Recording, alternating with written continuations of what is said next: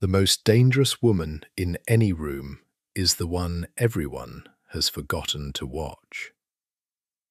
The dead smell of jasmine in July was obscene.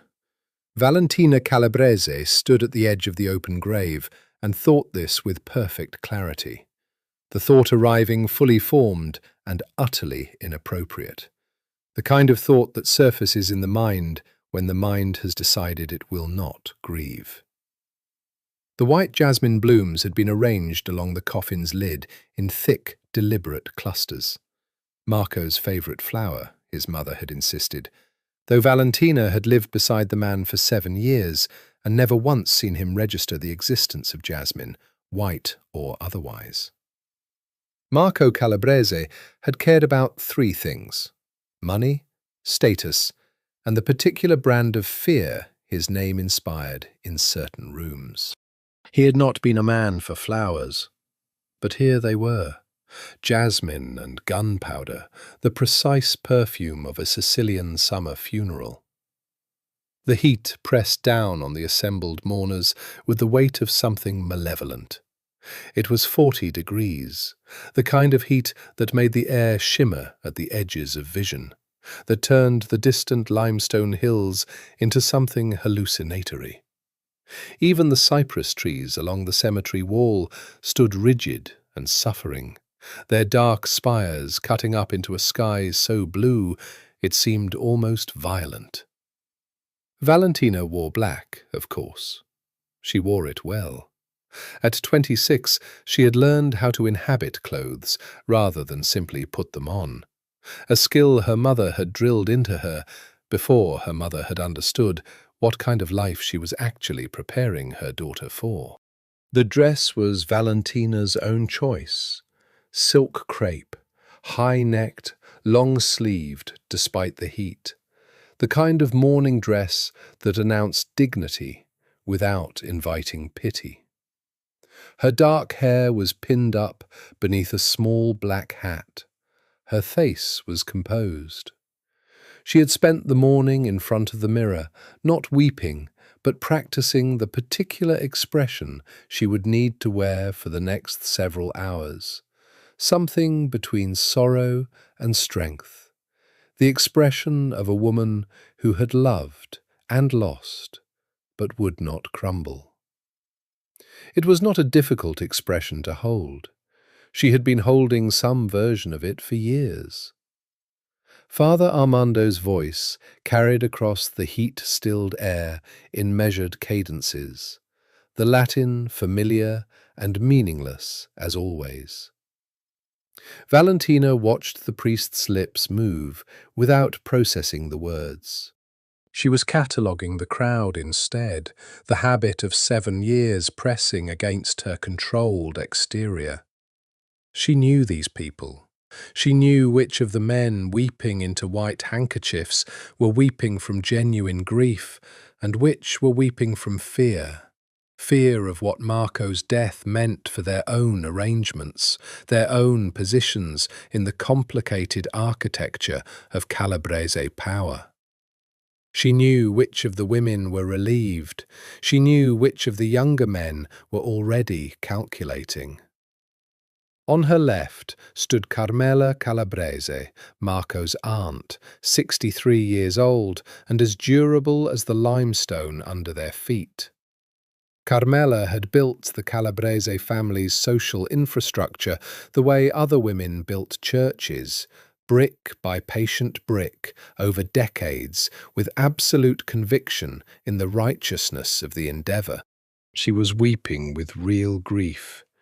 She had loved Marco, or at least the idea of Marco, the continuation of the Calabrese name and influence that he represented. She pressed her rosary beads between her fingers and did not look at Valentina. She had never looked at Valentina if she could help it. The marriage had been a business arrangement, and Carmela had never pretended otherwise, had never extended the courtesies she might have offered a real daughter-in-law, which had been, in its own way, a gift. Valentina had not been required to perform warmth she did not feel. On her right stood Gianni, Marco's second cousin and, until 3 days ago, his second in command. Gianni was 41, broad, and currently emanating the particular tension of a man who knows he is being evaluated by people he cannot see. His suit was expensive and slightly wrong, something off in the cut, in the way the jacket sat across his large shoulders. Gianni had always dressed like a man who wanted to look like money, but had not been taught how. He was sweating visibly despite himself, the perspiration collecting at his temples and along his thick neck. The others arrayed themselves around the grave in the configurations of hierarchy they always maintained: underbosses and their wives, the older men who served as advisers, the younger men who served as muscle and aspired to more, the handful of civilians who were connected enough to be present and terrified enough to be silent. Valentina had met all of them. She had served dinner to most of them at some point in the 7 years of her marriage, had sat at the end of long tables while they discussed business in the careful, oblique language that was a kind of code, a language she had spent years learning. She had become fluent. They had never noticed. The coffin was lowered. Valentina watched it descend with an attention she understood to be not grief, but something more complex: relief and calculation, and the first faint breath of something that might eventually become possibility, if she was careful, if she was very, very careful over the next several weeks. The arrangements were already in motion. She had set them in motion herself months ago, and she had done it the way she did everything that mattered, without telling anyone, without leaving traces, with the kind of patience that most people confused for passivity. The financial transfers were staged across 6 accounts in 3 countries. The documents were in the lining of a suitcase in the 3rd bedroom that no one used. The contacts she had cultivated were contacts that Marco had never known about. Men and women who owed her specifically and personally. Not as the wife of anyone, but as the woman who had, quietly, indirectly, saved their interests on 3 separate occasions. She was not free yet. She understood that. Marco's death would trigger a consolidation period, a renegotiation of power and loyalty among the family's various factions. There would be a new boss. There had been discussion, even before Marco's death. She had heard it in the careful silences after certain conversations, in the names that were dropped with strategic casualness into discussions she wasn't supposed to be following. And the name that had begun to appear with increasing frequency was Nico. Nico Calabrese. She did not know him. She knew of him. She knew he was 34, that he had spent the last several years in New York managing the family's American operations, that he was considered extraordinary in the specific way the word was used in their world, extraordinarily ruthless, extraordinarily controlled, extraordinarily successful at making problems disappear. He had rebuilt the New York operation from something hemorrhaging money and compromised by federal attention into something efficient and profitable and invisible. This was the kind of accomplishment that made men's names. She also knew, because she paid attention to things no one expected her to pay attention to, that Nico Calabrese had requested the ledgers, all of them. He had sent a message to Gianni 3 days after Marco's death, even before making the journey to Sicily, requesting that the financial records of the Calabrese organization be collected and made available for his review upon his arrival.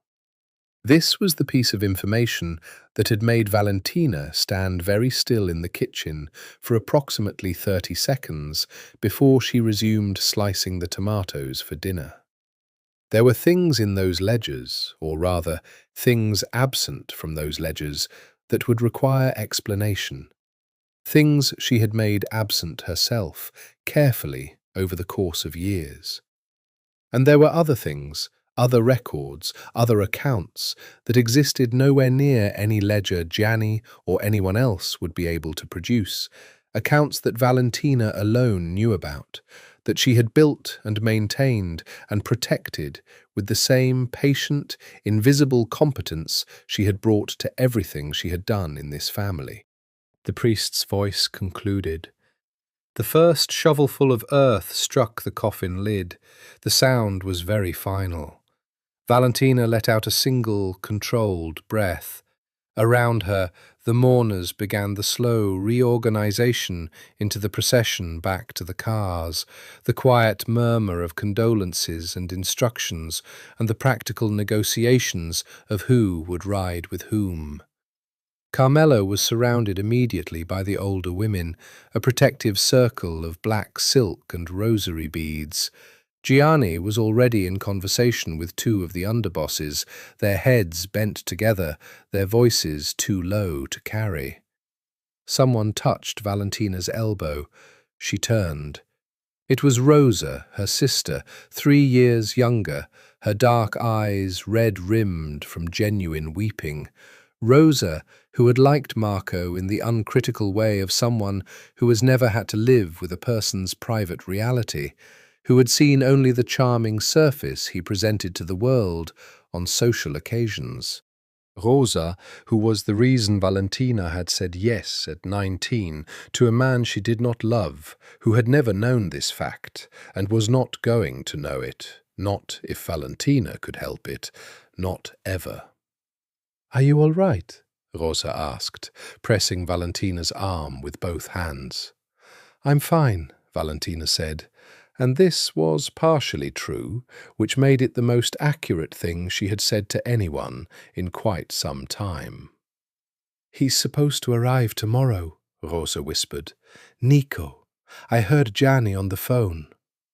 "I know," Valentina said. "What's he like?" "I have no idea," Valentina said truthfully, "but I intend to find out." She took her sister's arm and guided her toward the cars, the jasmine scent following them across the hot white gravel, the cypress trees standing their silent witness, the blue sky of Sicily arching overhead like something indifferent and enormous and permanent. Behind her, in the earth, her husband lay cooling.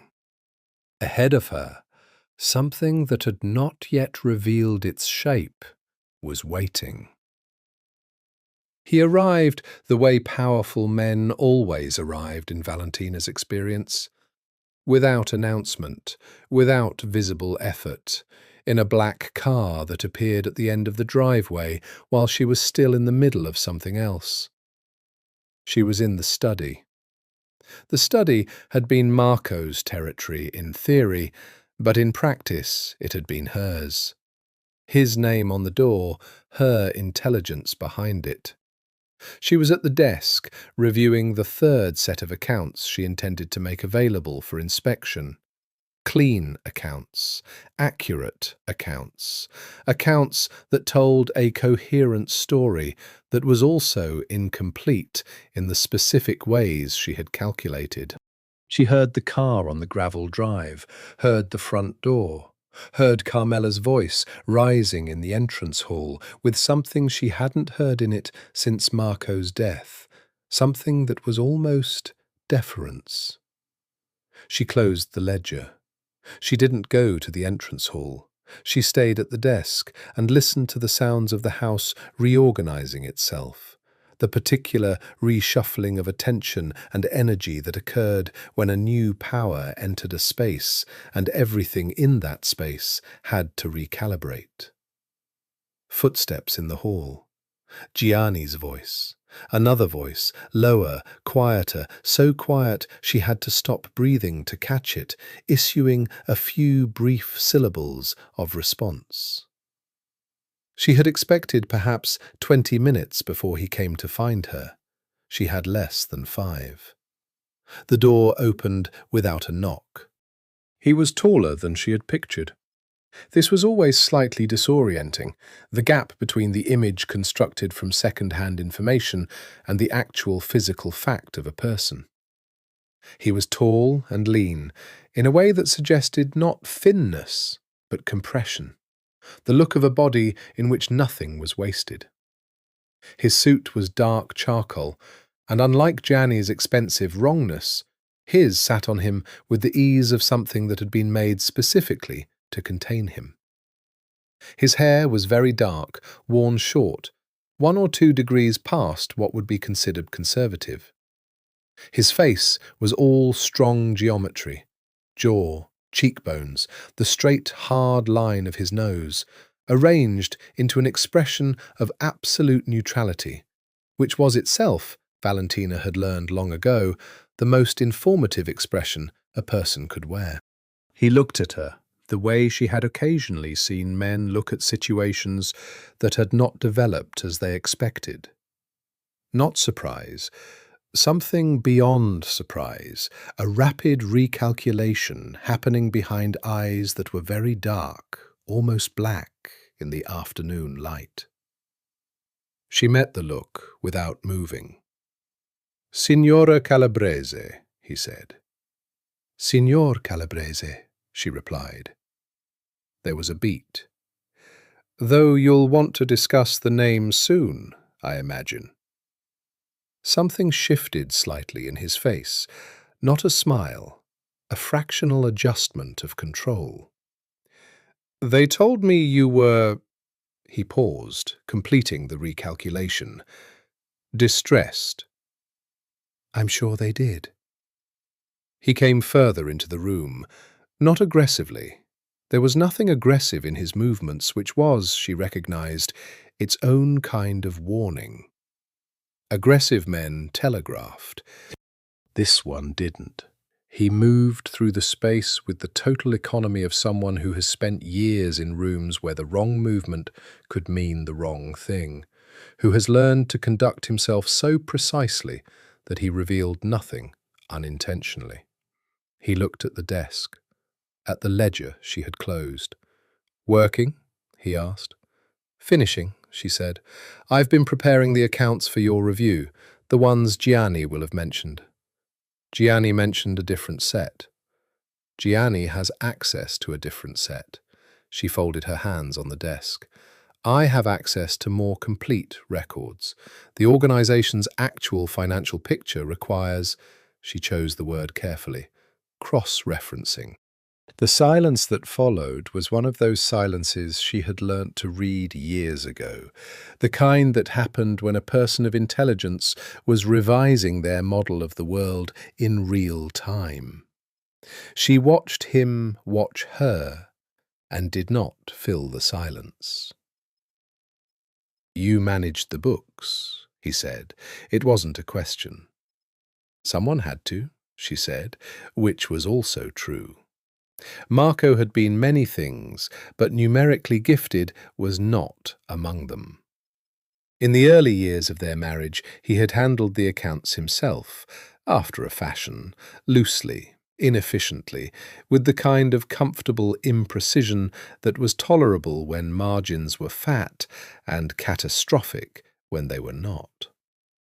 She had begun quietly assisting within the first year. By the end of the second year, the books were hers. Marco had preferred it. It freed him for the things he was actually good at, which were charm and threat in roughly equal measure. "For how long?" Nico asked. 4 years. Another silence. He was standing near the window now. She wasn't certain when he had moved there, which bothered her, looking at her with that absolutely neutral face. "You should know," he said, "that I'll be reviewing everything, personally. I don't trust delegated analysis on financial matters. I would expect nothing less. And if there are irregularities, you'll find them," she said. "Or you won't."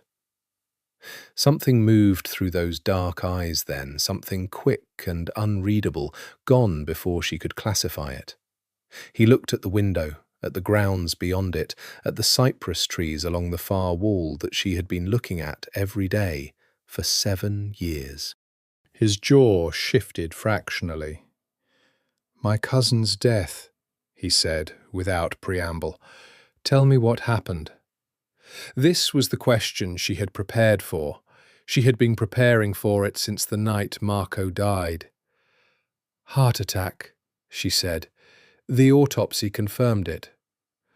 Marco was 41 years old and in good health. "Men of 41 in good health have heart attacks," she said, "especially men who work the hours Marco worked, and ate the way Marco ate, and slept the hours Marco slept." The cardiologist had spoken to him twice in the last 2 years. I was present for one of those conversations. I can give you the doctor's contact information. He looked at her for a long moment. "You're very calm," he said. "I've had a week to process." "Most women—" He stopped. The sentence rearranged itself. "Most widows of 1 week are not conducting financial audits." "Most widows," Valentina said, carefully, precisely, were not managing the books. The evening light was coming through the window now, falling across the desk in long golden bars, catching the edges of the closed ledger, the silver pen she'd set beside it. Valentina watched Nico Calabrese absorb the room, absorb her, absorb the distance between what he had been told to expect and what he had actually found. He was dangerous. She had known this in the abstract before he arrived, and she knew it now in the specific, particular way you knew it when the dangerous thing was 3 meters away from you in a closed room. It was not the danger of violence, though that was present too, she understood, somewhere in the background, the way background radiation was always present.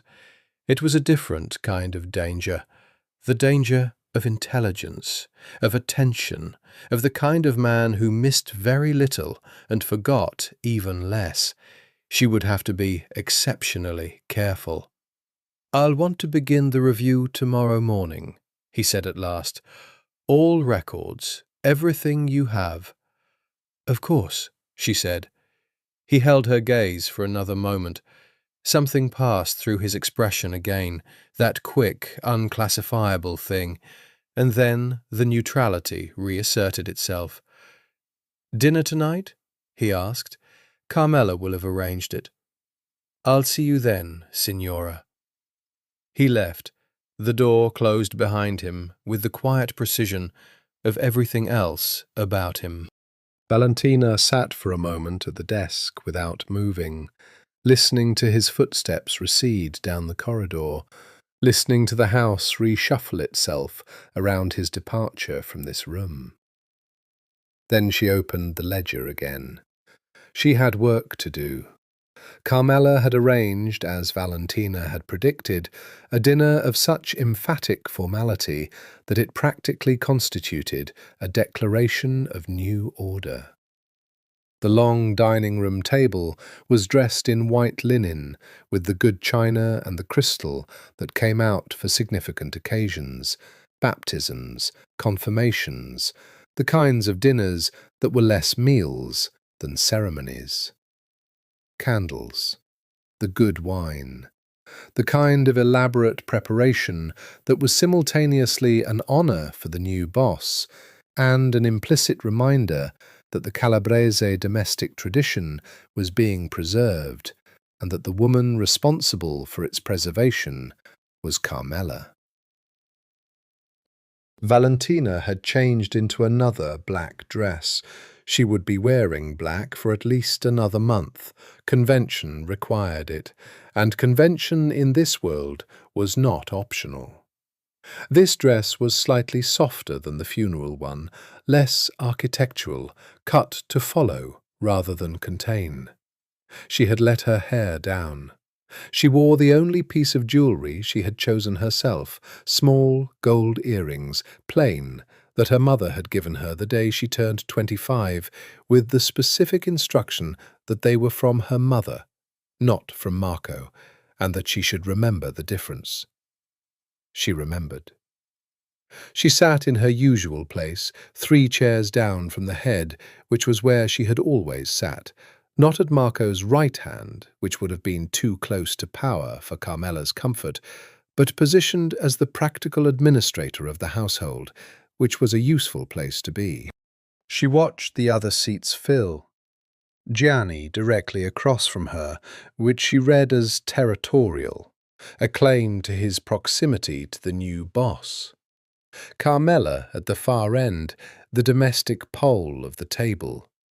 2 of the senior underbosses with their wives, a young man Valentina didn't recognize, who came in behind Nico and sat at his left with the silent efficiency of someone performing a function, an assistant or a guard, possibly both. Nico sat at the head of the table. He had changed too. Dark suit still, but different, perhaps slightly less formal than the travel suit, the collar of the shirt open by 1 button. He looked around the table with the unhurried attention of someone taking inventory. He looked at Valentina second. She noted that. The dinner began with the rituals of Italian formal eating. The first course, the wine, the business of consuming together before beginning the business of discussing business, which was itself a form of business that she had sat through many dozens of times. The conversation was calibrated. Everyone was watching Nico for register, for tone, for how he expected things to proceed. He ate sparingly and with attention. He asked 3 questions during the first course, 1 of each of the underbosses and 1 of Gianni, that appeared social and contained specific, precise requests for information. She recognized the technique. It was something she did herself. "And the household," Carmela said, at the point in the meal where she could reasonably introduce the subject. "I want you to know, Nico, that we have kept everything running perfectly. The house, the accounts, everything as it should be." "I'm aware," Nico said. "Valentina was explaining the accounts this afternoon." A slight pause. Carmela looked at Valentina with an expression that contained several layers of complex resentment compressed very efficiently. "Yes," Carmela said. "Valentina has been very involved." "In what capacity?" Nico asked, and the question seemed casual, directed at Carmela, but Valentina understood it was not casual and was not directed at Carmela. "She managed the household accounts," Carmela said. "The domestic, the organizational accounts," Valentina said, clearly and without aggression, as if offering a simple correction. "The full financial picture of the family's operations. I've maintained the records for the past 4 years." Another pause. Gianni put down his fork, picked it back up. One of the underbosses, Ferraro, who had been with the family 20 years and had the political sensitivity of a much younger man, moved his wineglass a centimetre to the left. "That was under Marco's direction," Carmela said. "Under Marco's authority," Valentina agreed pleasantly. "Yes." There was a distinction there that everyone at the table could hear, and that no one was going to press on, at this table, over dinner, with the funeral 3 days past. Nico was watching her with that same expression she'd catalogued in the study. Not blank, something subtler and more active than blank, the look of continuous, interested observation. He picked up his wineglass. "The Pellegrini account," he said conversationally to the table at large. "Does anyone know the current status?" Silence. Ferraro looked at Gianni. Gianni moved his fork. I'd have to check the records, Gianni said. Valentina? Nico said. She looked at him steadily. Pellegrini renewed for another 18 months in April. The terms shifted slightly. The percentage on the Eastern District imports dropped by 2 points, which Marco agreed to because Pellegrini came in personally, and there was an understanding about the northern access routes in exchange. She paused. The net effect was a slight decrease in the Pellegrini line item, offset by an approximately 12% improvement in logistics costs on the northern shipments. The arrangement has been profitable. Complete silence. Carmela was staring at her. Gianni was staring at the tablecloth.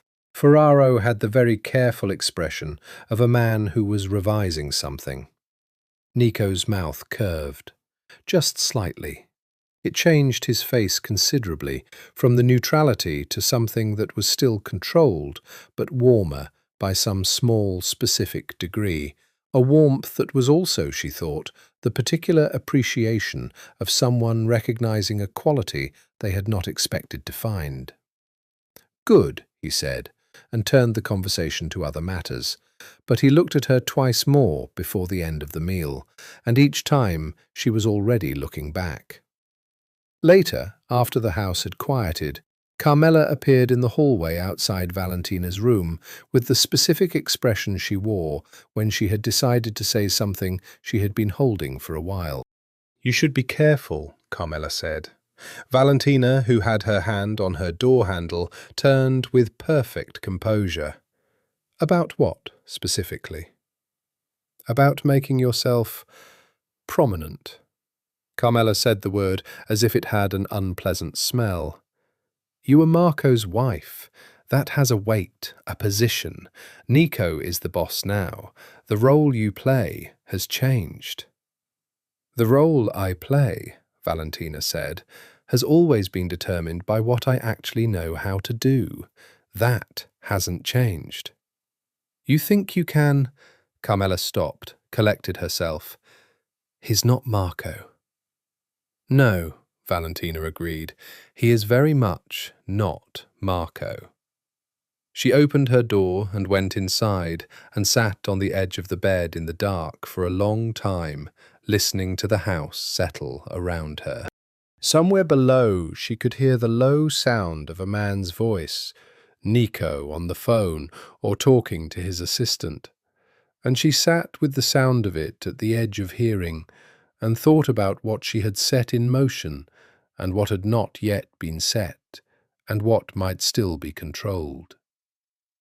She was, she realized, for the first time in 4 years, genuinely uncertain about how the next several weeks would unfold. She had not felt genuinely uncertain in 4 years. It was, strangely, almost interesting. The review of accounts began at 9 in the morning and ran until well past midnight without achieving what Nico had intended it to achieve, which was completion. This was not an accident. Valentina had organized the materials with a specific kind of thoroughness, the thoroughness that looked total, that felt total, that filled 3 hours of focused examination with legitimate complexity, accurate detail, and the particular texture of real organizational finances. Messy in some places, clean in others, with a coherent internal logic that rewarded careful attention. She was present for the entire review, seated across the desk from him, available for explanation of any line, any notation, any account structure. He asked good questions, better questions than she had anticipated. He had spent years managing the American side, which had different financial architecture, different concealment strategies, different regulatory considerations than the Sicilian operations. But the underlying intelligence was the same, and she found herself recalibrating her assessments upward in real time as she watched him work. He caught 3 discrepancies in the first hour. Not the discrepancies she was managing. 3 genuine small errors from the previous year, 2 of them made by her predecessor, and one made by her own hand in a moment of haste. None of them significant, all of them exactly the kind of thing a thorough review would catch. She confirmed each one without hesitation and explained its origin, which seemed to satisfy him less than she expected. He was quiet for a while after the third. "You caught these?" he said. "Yes." "Before I did?" "Yes." "And you didn't correct them?" She looked at him. "I thought it would be more useful," she said carefully, "for you to find them yourself." The pause was very loaded. "More useful," he repeated. "You're going to trust the numbers or you're not," she said. "If I had corrected everything before you arrived, you would have had a clean set of books and no independent way to evaluate them. This way I found errors and you confirmed them, which tells me the process is responsive." "Yes." He looked at her for a moment with something that was very close to the expression he'd had at dinner, that fractional, controlled, almost warmth. "You're good at this," he said. "I've had time to practice." They continued. She watched him absorb the complexity of the Calabrese financial structure, the legitimate business interests layered over and intertwined with the operations that were less legitimate, the careful geographic distribution of revenue streams, the relationships and percentage arrangements that had been built over 20 years. Some of it he already knew, some of it he didn't. She filled the gaps with precise, non-judgmental information, the way she had always done, not performing subservience, not performing capability either, just supplying what was needed. Around 4 in the afternoon, he stopped and poured himself a glass of water and leaned back in the chair and said, "You've been doing this for 4 years." "Yes." "Who else knows the extent of it?" She considered the question for what she calculated was the right amount of time. "Marco knew I managed the accounts. He didn't know the extent of my understanding of the accounts. There's a difference." "Which means he didn't ask questions." "He preferred results without the accompanying complexity." Nico set down his water glass. Outside, the afternoon heat was doing its usual violence to the garden. She could see through the study window the gardener moving slowly along the far hedge in the full sun, which seemed like a form of madness. "The accounts in the Banco di Sicilia under the family holding company," Nico said. "The balance is approximately 11 million euros. "Approximately, yes." "I need exact." 11,342,000 and some hundreds. She said it without hesitation because she knew it without hesitation. She had been living with these numbers the way other people lived with the sound of their own heartbeat, constant, background, present even when not attended to. He looked at her with an expression that was harder to read than any she'd seen from him so far. "And He stopped, changed direction. "The personal accounts, Marco's personal accounts. Have you accessed those?" This was the first moment in which she felt the ground shift slightly, the specific alertness of a question arriving from an unexpected direction. Marco kept his personal finances separate from the organizational accounts, she said, and this was true, technically. I managed the organizational side, his personal accounts were his own. "Were," Nico said, present tense to past tense, the difference between two words doing a great deal of work. "He died a week ago," she said. I assume the estate accounts are in the process of being assessed by his solicitor. I've seen the solicitor's assessment, Nico said. There are some gaps. There it was. She held his gaze without any change in her expression, because an expression change now, even the wrong kind of stillness, would tell him something. What kind of gaps? The kind that suggest money that was in transit. He was watching her with a new quality of attention, sharper than before, the kind of attention you directed at something you thought might move without warning. Moving in directions that don't correspond to any operational purpose I can identify. You've only been here 36 hours, she said. There's a lot of operational context you may not have yet. I'm aware. That's why I'm asking you. She had prepared several versions of this conversation, in the abstract, in the private recesses of her mind, over the past 7 years. Several scripts, several lines of response, each calculated for a different kind of interrogator. She had not prepared for this particular version because she had not anticipated him being this fast. I'll need to know specifically which accounts and which amounts before I can speak to their purpose, she said. Without the specific information, I could be speaking to completely different transactions. He held her gaze for 3 full seconds. She counted them internally. Tomorrow, he said. I'll have the specific information tomorrow. Then tomorrow, she agreed. He didn't look away. She didn't either.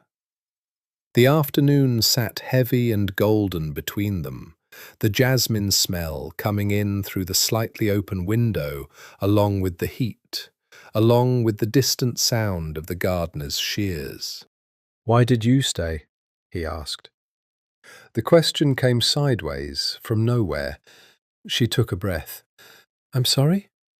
After Marco's death, most women in your position, women who could, would have made arrangements to leave. You're still here. "I live here," she said. "You could live elsewhere." She studied him. He was right, and they both knew he was right. And the fact that he knew she could leave and had chosen not to was a piece of information she had not intended to give him yet. "I have responsibilities here," she said carefully. "The accounts," he said, "among other things." He looked at her for one more beat, then looked back at the ledger on the desk between them. "We'll continue tomorrow," he said. She nodded and rose from her chair and left the room with the same composed economy with which she did everything that mattered. And in the hall outside, she stood for exactly 5 seconds with her eyes closed, breathing the cooler air of the corridor before she resumed walking. Tomorrow was going to require very careful preparation. There were 6 accounts. She had always known there were 6 accounts. She knew their numbers the way she knew her own name, instinctively, without effort, with the kind of bone-deep certainty that came from having lived with a secret long enough that the secret became part of your skeleton. Marco had started diverting funds in the 2nd year of their marriage. She had not known at the time.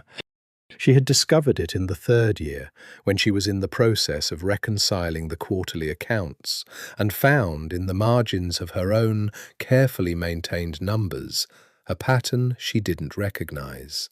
Subtle, sophisticated, the work of someone who understood the flow of money well enough to move it in increments that would survive casual inspection. The amounts were small at first, then larger, then very large. She had not confronted Marco. This was the decision that had defined the next 4 years of her life, and she understood this with complete clarity. She had sat with that knowledge of what Marco was doing, of what it would mean to the family if discovered, of what it meant for her, and she had made a choice. Not to confront, to observe, to understand the full shape of what was being built before she decided what to do with that knowledge. By the end of the 4th year, she understood the full shape. By the end of the 5th, she understood it was personal. The 6th account, the one she had added herself, quietly, with great care, over the course of 8 months, was the one Nico would not find unless she showed it to him. It contained, at last count, 4,800,000 euros. Drawn from Marco's diversions, from accounts she had restructured, from 3 years of patient, invisible reallocation. Drawn from a dead man's theft, and redistributed by his widow with the kind of moral precision that she acknowledged was not standard, but was, in her estimation, the closest available approximation to justice. She sat at her dressing table the night after the conversation about the gaps and looked at herself in the mirror for a long time. Not vanity. She had never been vain particularly. She understood her own face well enough, but was not invested in it in the way Marco had assumed all women were invested in such things. But analysis. The kind of looking you did when you needed to understand what was visible. She looked like a widow. She looked like a woman in black at the end of a long day. She looked, she thought, with a kind of tired accuracy, like exactly what she was. A woman who had survived 7 years of a particular kind of life and had not been destroyed by it, and who was now at the most dangerous point she had ever been, with the most dangerous man she had ever encountered, in a house with her, reviewing accounts, asking the right questions. She picked up her phone, sent a single text to a number she had memorized rather than stored. He's looking for the Toranto transfers. 3 days. The reply came in 4 minutes, which was fast. Understood. Do you need extraction? She looked at the word for a moment. Extraction. It had the clinical impersonality of a medical procedure, which was almost funny. Not yet, she typed back. Possibly not at all. I'll let you know. She put the phone in the drawer and locked it. There was a knock at the door, not soft, 2 distinct knocks, spaced apart, the knock of someone who expected to be heard. She knew immediately that it was him. She had only heard him knock once, when he'd left his own room this morning, 2 efficient sounds on the opposite side of the corridor. She had catalogued the sound, without meaning to. She rose and opened the door. He had changed into something more casual, dark trousers, a plain dark shirt, the collar open, 2 buttons now, instead of 1. He was holding a glass of what she identified as scotch, and he looked, for the first time since his arrival, like someone who had been working for 12 hours and was aware of it. Not diminished by it, the tiredness sat on him differently than it would have on a lesser person, adding something rather than subtracting, giving the sharp geometry of his face a slightly more human quality. I want to apologize, he said. This surprised her enough that she almost showed it. For this afternoon, the turn of some of my questions was, he paused, selecting the word, presumptuous. Presumptuous, she repeated. You'd been managing these accounts for 4 years. I came in asking questions as if you were a suspect rather than a source. She looked at him steadily. You're the boss, conducting a financial review of accounts that may have irregularities. Treating me as a potential suspect isn't presumptuous. It's appropriate. Something moved through his eyes. Most people prefer the apology to the retraction. I prefer accuracy. He looked at her for a moment in a way she was beginning to recognize, that particular quality of attention that preceded something. Not a question, not an assessment, something in between. "Can I ask you something else?" he said. "You don't need to ask permission in your own house." Nevertheless, she stepped back from the door in what was not quite an invitation, and he understood it as one. He came in a few steps, not far, not intrusive, but inside the threshold, in the space between the doorway and the dressing table. The room was lit by 2 small lamps. It was the most intimate space they had shared, and she was acutely aware of this, without letting the awareness change anything about her face. "What was he like?" Nico asked. "Marco, with you." The question was so unexpected that she took a full beat to process it. "Why do you want to know?" "Because the picture I have of him from everyone else is uniform. Everyone either loved him or was afraid of him, and the love and the fear are both performed. You're the only person I've spoken to who doesn't seem to be performing anything." She looked at the window, at the dark rectangle of the garden beyond it.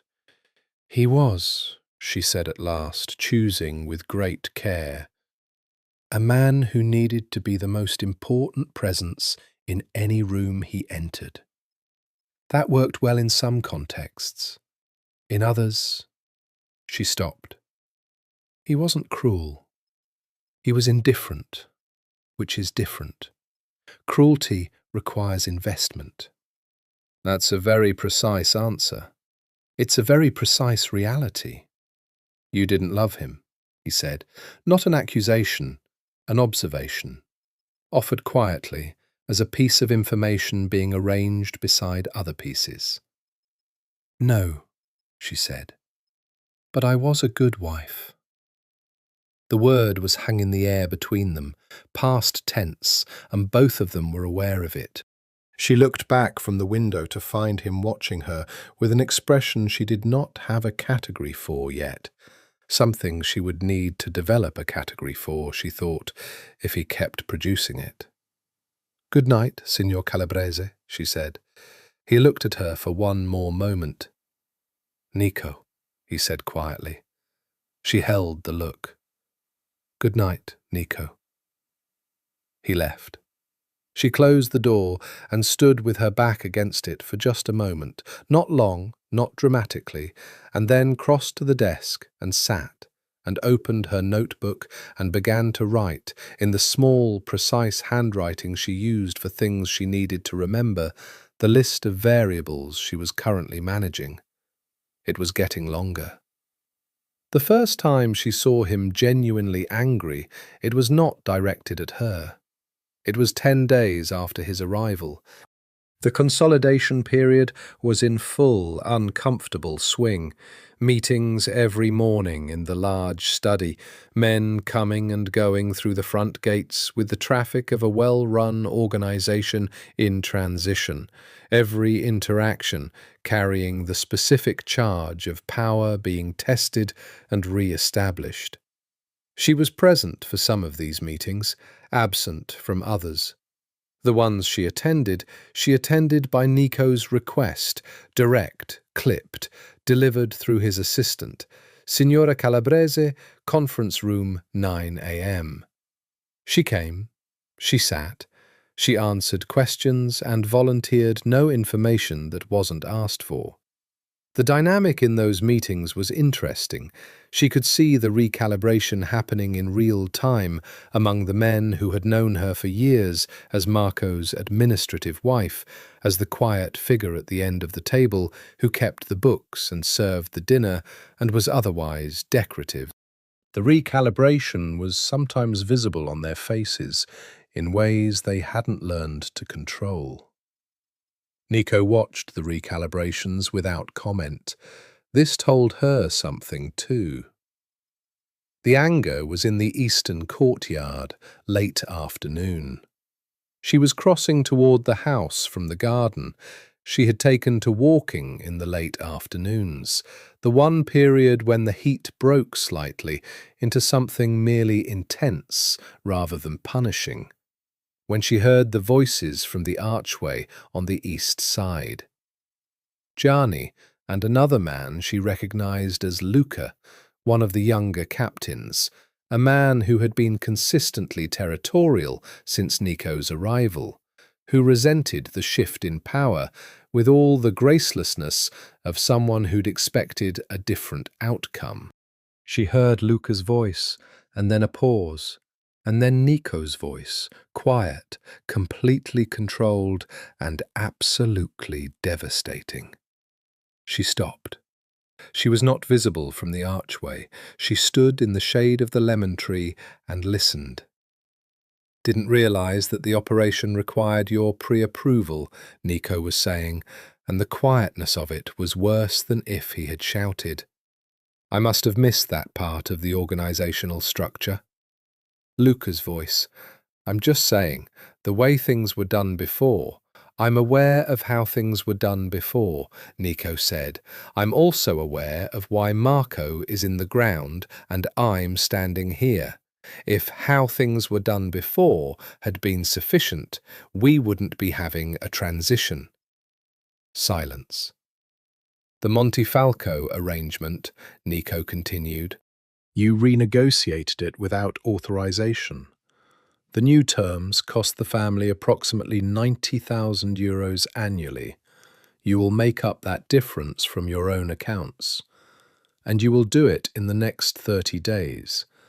And if I have to explain to you a second time what your role is in the operational structure, we won't be having a conversation in a courtyard."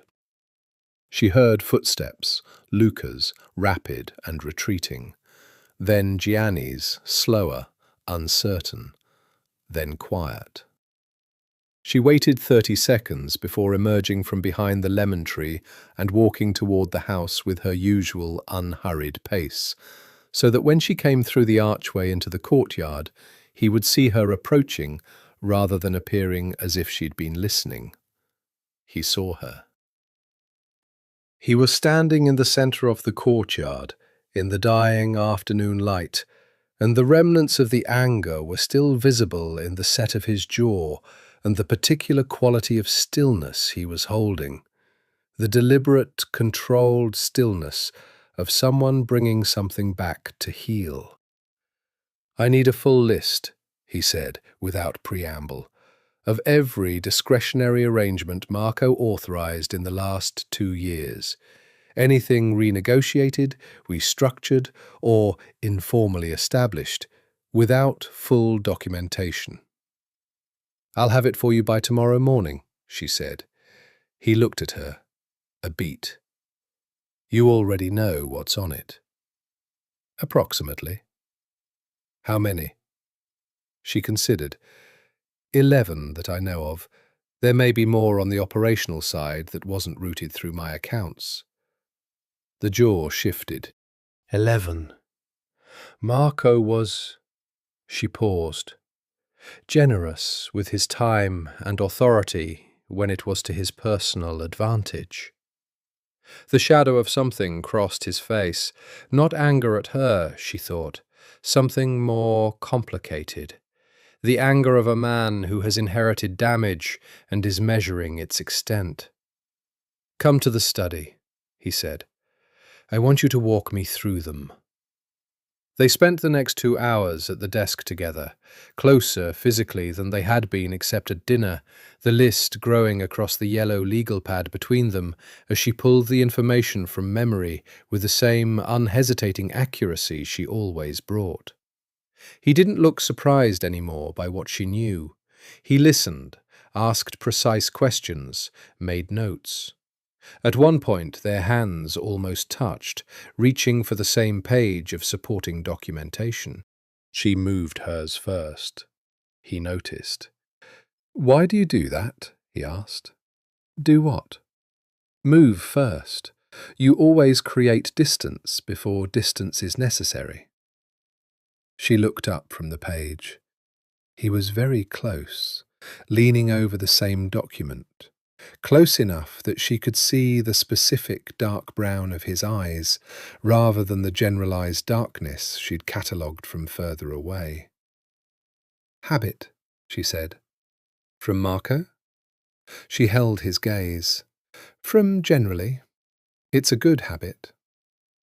He straightened up slightly, not to create distance himself, more as if he was deliberately choosing not to pursue the question further, which felt different, more deliberate. "You're protecting yourself," he said. "You've been protecting yourself the whole time I've been here." "Everyone in this house is protecting themselves," she said. "The difference is, I don't pretend otherwise." He looked at her for a moment, that look again, the one she didn't have a category for yet, the one she was going to need to name eventually. And then he looked back at the legal pad and said, "Number 7, the Catanzaro deal. Walk me through the exact terms." She looked at the list. "Of course," she said, and she did. She had a conversation with Rosa on the phone that lasted 40 minutes and told Rosa nothing and everything simultaneously, the way conversations between sisters could, in which the surface words were pleasant and the real content moved beneath them like a current. Rosa was worried. This was apparent. Rosa's worry expressed itself as casual questions with sharp centers. "How is he?" Meaning, is he dangerous? "Is Carmela causing trouble?"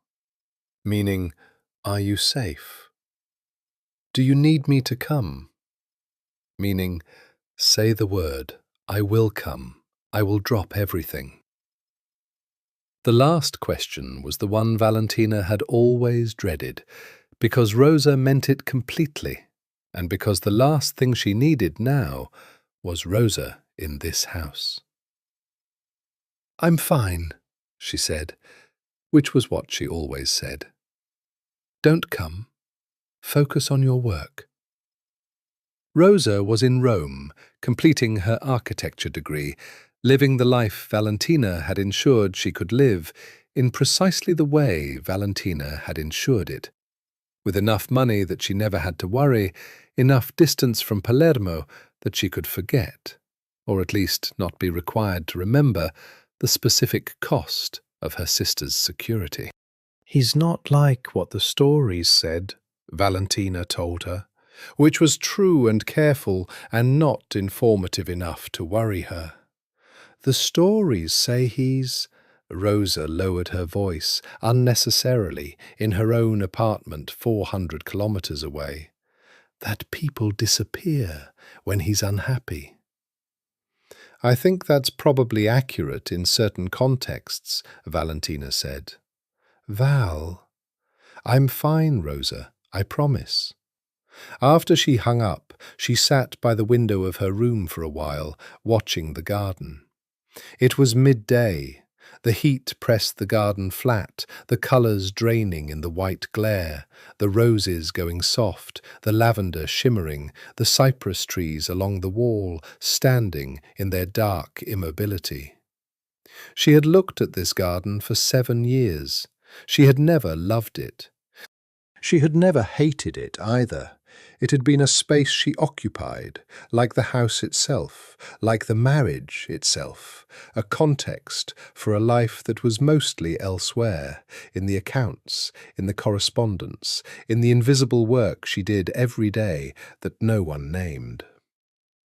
She heard the front door, then footsteps on the stairs that she had learned in the past 12 days to recognize. They stopped at her door. Knock. 2 sounds, his knock, distinctive now. She opened the door. He was holding a small bundle of papers, and behind the neutrality there was something she hadn't seen before, something tighter, more compressed, the particular expression of a person who has found what they were looking for and has spent several hours thinking about what it means. "The Toranto transfers," he said. The silence that followed was one of the most precise silences of her life. She held the door open and didn't move her face and said in a voice of complete composure, "You found them?" "Yes." He held the papers but didn't hand them to her. 14 separate transfers over a period of 3 years, drawn from the operational accounts, not large enough individually to trigger standard review thresholds, adding up to approximately €3,200,000. "Yes," she said. A beat. "You knew?" "Yes." The papers came down slightly in his hand. The look in his eyes was very still and very attentive. "You knew Marco was taking money from the family?" "For 3 years," she said. "Yes." "And you—" "I documented it," she said, "accurately. The transfers exist in the records. They were simply not indexed in a way that would surface in a routine review. If someone looked specifically for unaccounted outflows in that amount range over that time period, they'd find them," he said, "as I did." "As you did," she agreed. "Why didn't you act on this yourself?" She looked at him steadily. This was the question. The real question, the one all the others had been approaching. "Because acting on it would have required explaining how I knew," she said, "which would have required acknowledging the extent of my access to the organizational finances, which Marco had not formally sanctioned, and which, if it had become general knowledge, would have made my position—" She paused. "Uncomfortable." "Uncomfortable," he repeated, the word sitting slightly oddly in his mouth. "I was a woman in this house," she said, and the simplicity of the sentence seemed to clarify something for him, because his jaw shifted in the way she'd learned preceded a slight recalibration. Acknowledging capabilities that hadn't been formally granted is not advisable for women in this house. He was quiet for a moment. "You protected yourself." "I survived," she said. "There's a distinction." He looked at her for a long time, longer than usual, with more of that unclassifiable thing in his expression. He was standing in the hallway, and she was in the doorway, and the papers in his hand were between them like an object that had changed meaning while they were talking. "Where did the money go?" he asked. "Marco's money." "I don't know for certain where Marco directed all of it," she said, which was technically true. "But you have theories. I have documentation of where it went initially. After that, Marco had his own arrangements that didn't involve me." He held her gaze. "I'll need everything you have." "I'll have it ready tomorrow," she said. "Valentina." Her first name, his voice, those 2 syllables landing with a weight she hadn't expected. She held very still. "I need to know whether there are accounts I don't know about yet." The question was direct and clean and unanswerable in any honest way. She looked at him for the length of a breath. "There may be things that surface in the course of a full review that haven't surfaced yet," she said. "Financial structures in a family like this one tend to be layered." "That's not an answer," he said quietly. "No," she said, "it's not." Another silence, longer this time, different in quality. He was reading something in her, she could feel it, the way you felt the pressure of a beam of focused attention. She let him read without moving. "Good night," he said at last. "Good night," she said. She closed the door. She stood in the center of her room for a full minute, not moving, eyes open, calculating. She had until the full review of Marco's estate was complete, 2, maybe 3 weeks, depending on how fast he moved. At the end of that time, the sixth account would become discoverable, not by standard means, but by someone intelligent and motivated who was following the right thread. She needed to decide, before that happened, what she was going to do. She had not been sleeping. This was not a new condition. Insomnia had been a companion of hers for most of the marriage, the mind too active at night to yield gracefully to sleep. But it had a new quality now, sharper and more urgent, the kind of wakefulness that felt not like restlessness, but like alertness, like the particular wakefulness of prey. She was not prey. She reminded herself of this at 2:15 in the morning, when she gave up the pretense of sleep and put on the dark robe she kept at the foot of the bed and went downstairs. The house was quiet, with the deep quiet of 3 in the morning in a Sicilian summer. The heat of the day releasing slowly, the stones of the walls breathing it out, the crickets in the garden constant and rhythmic, the only sound. She moved through the dark hallways the way she moved through everything, without haste, with attention, her feet finding the familiar path. The library was at the back of the house, past the dining room, past the smaller sitting room, at the end of the east corridor. It had been Marco's room in theory, full of books he hadn't read, shelves of expensive leather-bound volumes acquired for appearance, but in practice it had been, like so much else in this house, hers. She had read there, worked there, kept a second set of notes there in a false-bottom drawer of the large mahogany desk that Marco had used perhaps twice in 7 years. She opened the library door. The light was on. A single lamp, the desk lamp, the pool of gold falling across the desk and the figure at it, bent over the ledger spread open on the desk's surface, one hand flat on the page, the other holding a pen that had not written anything in some time. He was in dark trousers and the white shirt from dinner with the sleeves rolled to the elbow. The first time she had seen him in anything approximating informal, and he looked up when the door opened. Their eyes met across the room. Neither of them moved. She could see in the particular quality of that moment that he had not expected her, and that he was in the process of managing that surprise with the same precision he managed everything. And she could see also, in the angle of his body, in the specific ledger open on the desk, that he had found something. She didn't know exactly what. She could narrow it down to 6 possibilities. She crossed the room because standing in the doorway was its own kind of declaration, and she came to the desk and looked at the ledger, and she saw immediately which of the 6 it was. It was the cross-reference, the transfer routing sheet for the 3rd quarter of the year before last, the sheet that linked, if you followed the trail correctly, to the account she had not told him about. She reached for the ledger at the same moment he did. Neither of them let go. The ledger sat between them, his hand on one side, hers on the other, both of them bent slightly over the desk in the circle of lamplight. She could see his hands.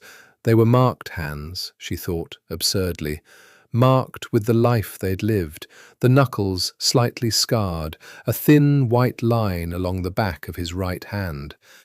She could feel the warmth radiating from his presence across the corner of the desk. "You're not like what they told me," he said. His voice was low, at the register you used at 2 in the morning in a quiet house. His eyes were on her, not on the ledger just an object at this point.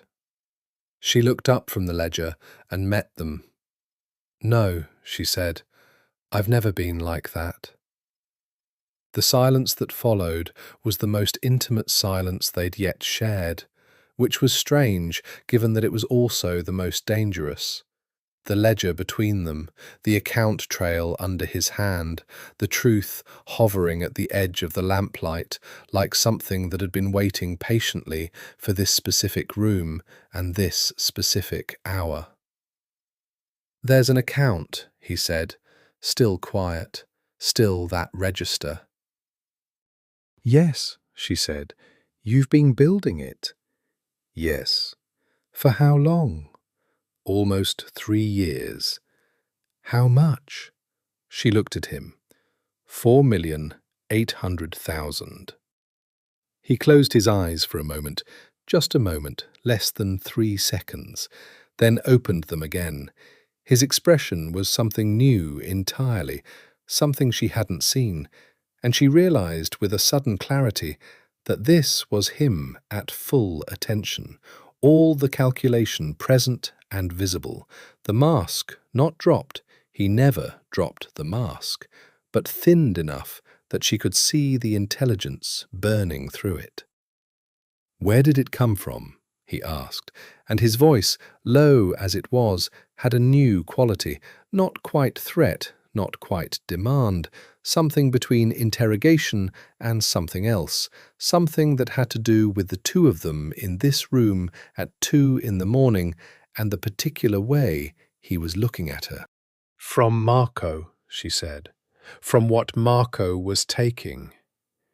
"You took it back?" "I redirected it," she said carefully, "from a family member's theft. From money that was being embezzled from the family," she said, "that I quietly recovered and held." He looked at her for a long moment. His hand was still on the ledger. So was hers. 3 inches of dark wood and old paper between them. "Held for what?" he said. She met his eyes directly. "For myself," she said. "For my sister. For the only exit I was ever likely to have from this family, and this house, and this life." The word exit sat in the air between them. He absorbed it. She watched him absorb it.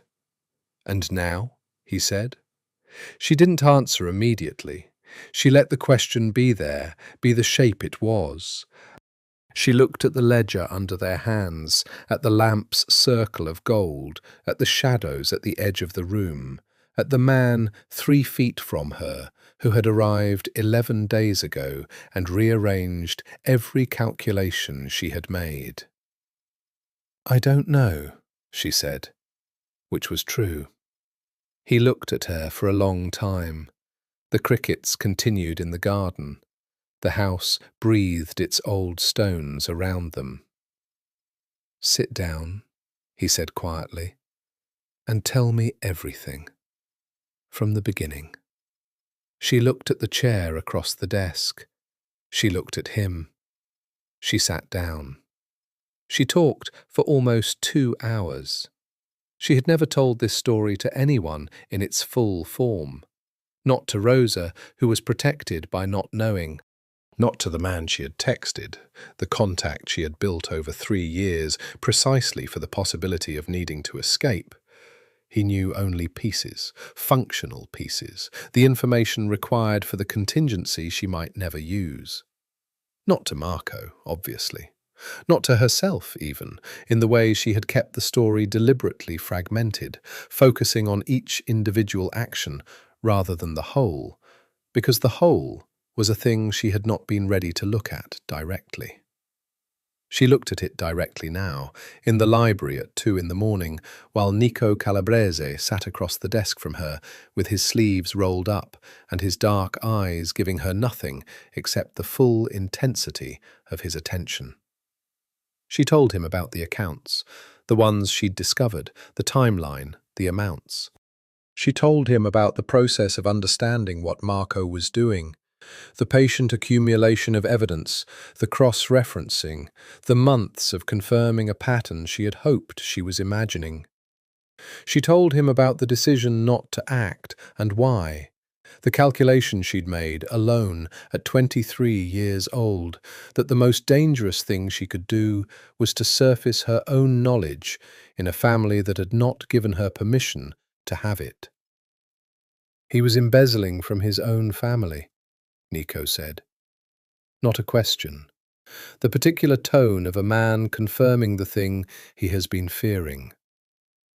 Approximately 3,200,000 in transfers I can document, she said.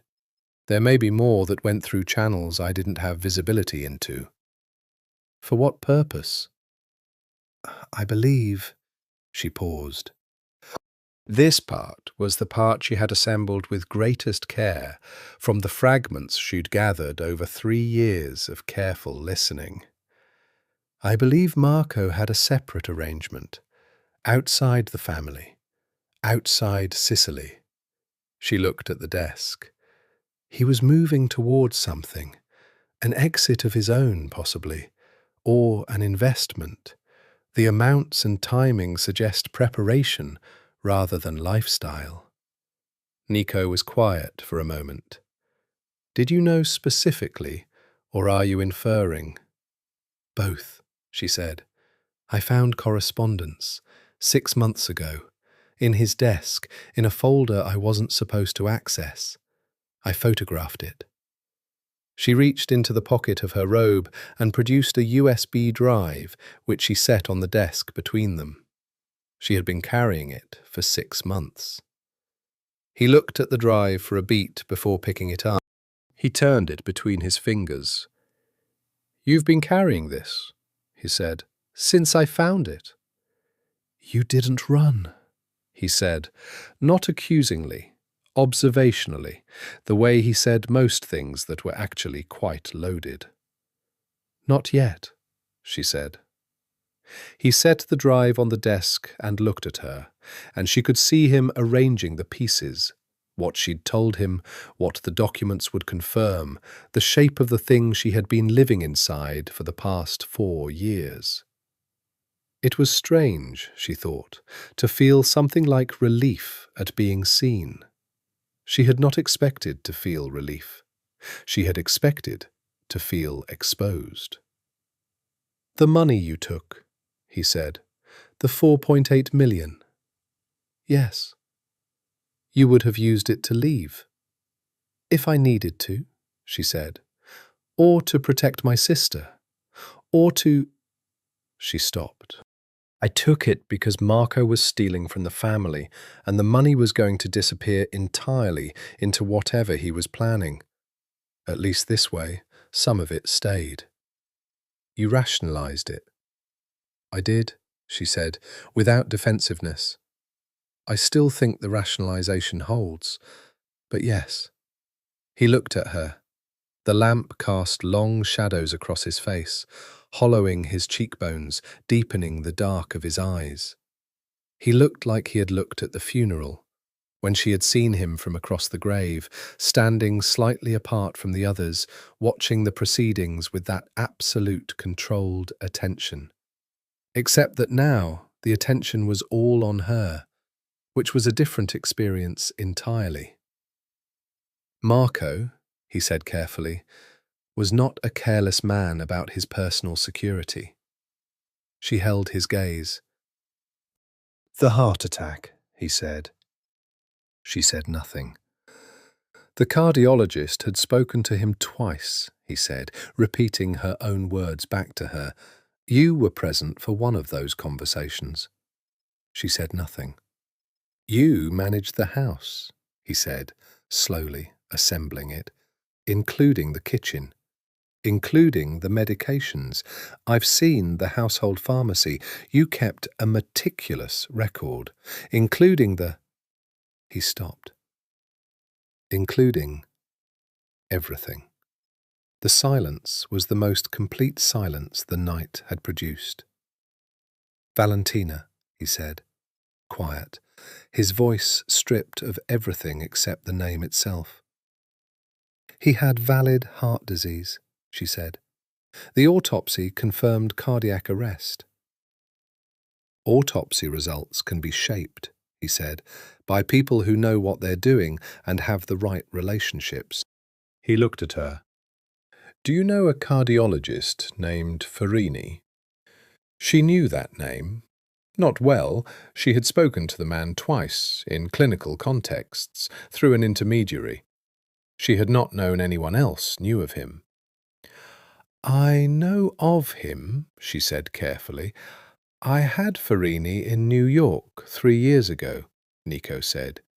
"He did work for us.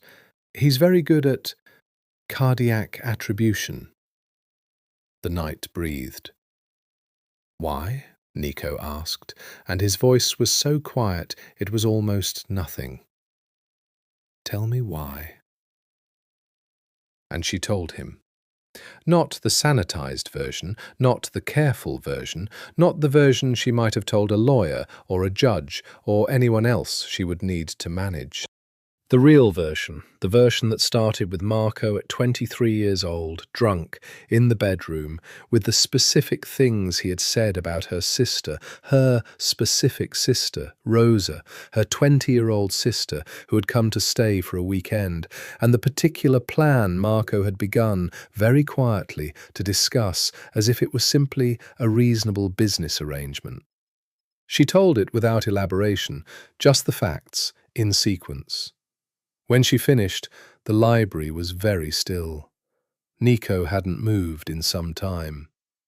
He sat across the desk from her, with his hands flat on the surface and his eyes on her face, and the expression there was something she had never seen on anyone, complex and controlled, and underneath the control, something that was not controlled at all. "And after that conversation," he said, very quietly, "you began planning." "Yes," she said, 4 years.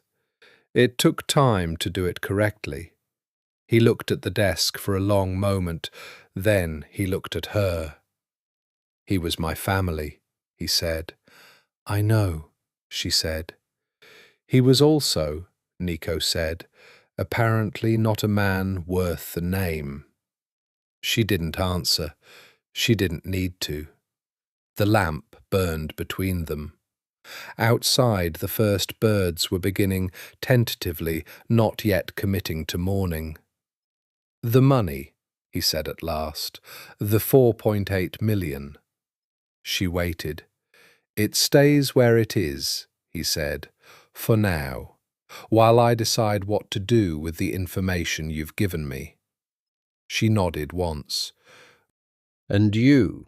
he said, looking at her with an expression that was still unclassifiable, but had acquired, in the last 2 hours, a quality she thought might be the closest she had ever seen him come to something without armor.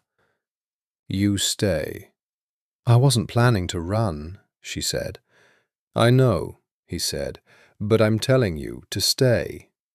A pause. "There's a difference." She slept for 3 hours and woke at 7 with the kind of clarity that followed the release of a long-held tension, the particular freshness of a mind that had put down something very heavy and found that the hands, unburdened, worked better. She showered, dressed in black still, but chose the dress with slightly more intention than she had in the previous 2 weeks. A dress she had bought herself in Palermo the spring before Marco's health had deteriorated, a dress that fit her the way she had wanted to be fitted, rather than the way she had been required to be. She looked at herself in the mirror. She looked, she thought, like herself. She went downstairs. He was already at breakfast, at the table on the east terrace where she had eaten alone most mornings since Marco's death, where the light was best in the morning hours, where the jasmine came over the wall from the neighbour's garden and made the air extravagantly sweet. He was reading from his phone, a cup of coffee in his other hand, the same dark clothing, the same quality of presence that filled the space around him. He looked up when she appeared at the terrace door. "Coffee," he said, and it was not quite a question, and not quite an order, somewhere in between, and she understood it as an invitation. She sat across from him. Carmela's housekeeper, Marta, brought coffee without being asked. Valentina wrapped her hands around the cup and watched the morning light come through the jasmine, and didn't speak. He didn't speak for a while either. They sat in a silence that had a different quality than any of the silences before. Not tense, not loaded. Something that had been emptied of a certain weight and was now simply itself. "I made some calls last night," he said eventually. She looked at him. "After you went up," he said. "About Farini, about the autopsy, about certain things." "And?" "The autopsy was clean," he said. "Farini confirmed. Marco's heart disease was genuine. His cardiac event was consistent with his history." "Yes," she said. "Consistent," he said again carefully, "doesn't mean only." "No," she agreed. "It doesn't." He picked up his coffee, set it down. "The correspondence on the drive. I went through it last night. Marco was in contact with a man named Escherich, German national, based in Milan, known to us through a previous arrangement that ended badly." A pause. "Marco was moving the family's territory coordinates to Escherich. Information, route structures, contacts, pricing." She had known, or suspected this. She had not known the specific name. "How much had he given them?" she asked. "Enough to compromise the northern operations significantly. Enough that if Escherich had acted on it—" He stopped. "It would have been very bad." Did Escherich act on it? Not yet. The arrangement was apparently still in early stages. Marco died before... He stopped. Before he could deliver the most critical information. She absorbed this. Outside the jasmine wall, somewhere in the bright morning, a cart was passing, the sound of its wheels on old stone, carrying to the terrace like something from another century. "He was going to sell the family to this man," she said. "It appears so. For his personal exit." "Yes." She looked at her coffee cup. "And if I had told you only what I had, only the financial story, you would have been looking for Marco's buyer and not found him in time." "Possibly." "The correspondence was the piece you needed." "It was one of the pieces," he said. He was looking at her with a quality she was learning to recognize, that specific, full attention look that was also the closest thing to warmth he reliably produced. "You had the correspondence for 6 months." "Yes." "And your plan was—" "My plan was to use it as insurance," she said simply. "If things went badly for me after Marco's death, I would have needed leverage. The drive was leverage. You were going to use Marco's treason to protect yourself from the family he was betraying." "Yes," she said without apology. He looked at her for a moment. Then something happened in his face that she had not seen before. A fractional release, small enough that a less attentive person would have missed it entirely. And he said, very quietly, "That's actually quite brilliant." She looked at him. Something moved through her chest. Not warmth exactly. Recognition. The specific feeling of being seen by someone who understood the language you were actually speaking. "Thank you," she said. "Don't thank me," he said, and the neutrality was back but thinner, stretched over something different than before. "I'm still deciding what to do with all of this." "I know," she said. "You're not afraid," he said, observationally, as he always observed. "Of you? Of what I might decide?" She looked at him over the coffee cup. The morning light was in his face now, finding the angles she had been cataloguing for 2 weeks. And in the morning light those angles were less severe, or rather, she revised the thought, not less severe, but differently severe. Not constructed for intimidation alone, constructed for something more complicated. "I was afraid," she said honestly, "before I came down last night. And while I was deciding whether to reach for the ledger or not." "What changed?" She considered. "I decided that the particular kind of fear I was living with was worse than the alternative." "What's the alternative?" She picked up her coffee. "Finding out," she said. He watched her for a moment, that long, measuring look, and then he returned to his phone, and they sat in the morning's jasmine-scented quiet and had breakfast together for the first time, as if it were something they had been doing for years. 2 days later, the situation with Luca came to a head in a way that Valentina had seen coming and Nico had apparently not, or had seen and chosen to wait on. Luca had not recovered from the courtyard conversation. She had watched him in the days since, in the corridor, at the brief public meetings that Nico was conducting as part of the consolidation, in the doorways and the small side rooms where men thought they were not being observed. And she had seen the specific kind of pride damage that was most dangerous in men of a certain type. Luca was 36, capable, had expected Marco's death to produce a different result. He had expected, she thought, to be considered for the second-in-command position. He had expected his territorial arrangements to be honoured. He had expected, in short, that his experience of the world would continue. Nico had not cooperated.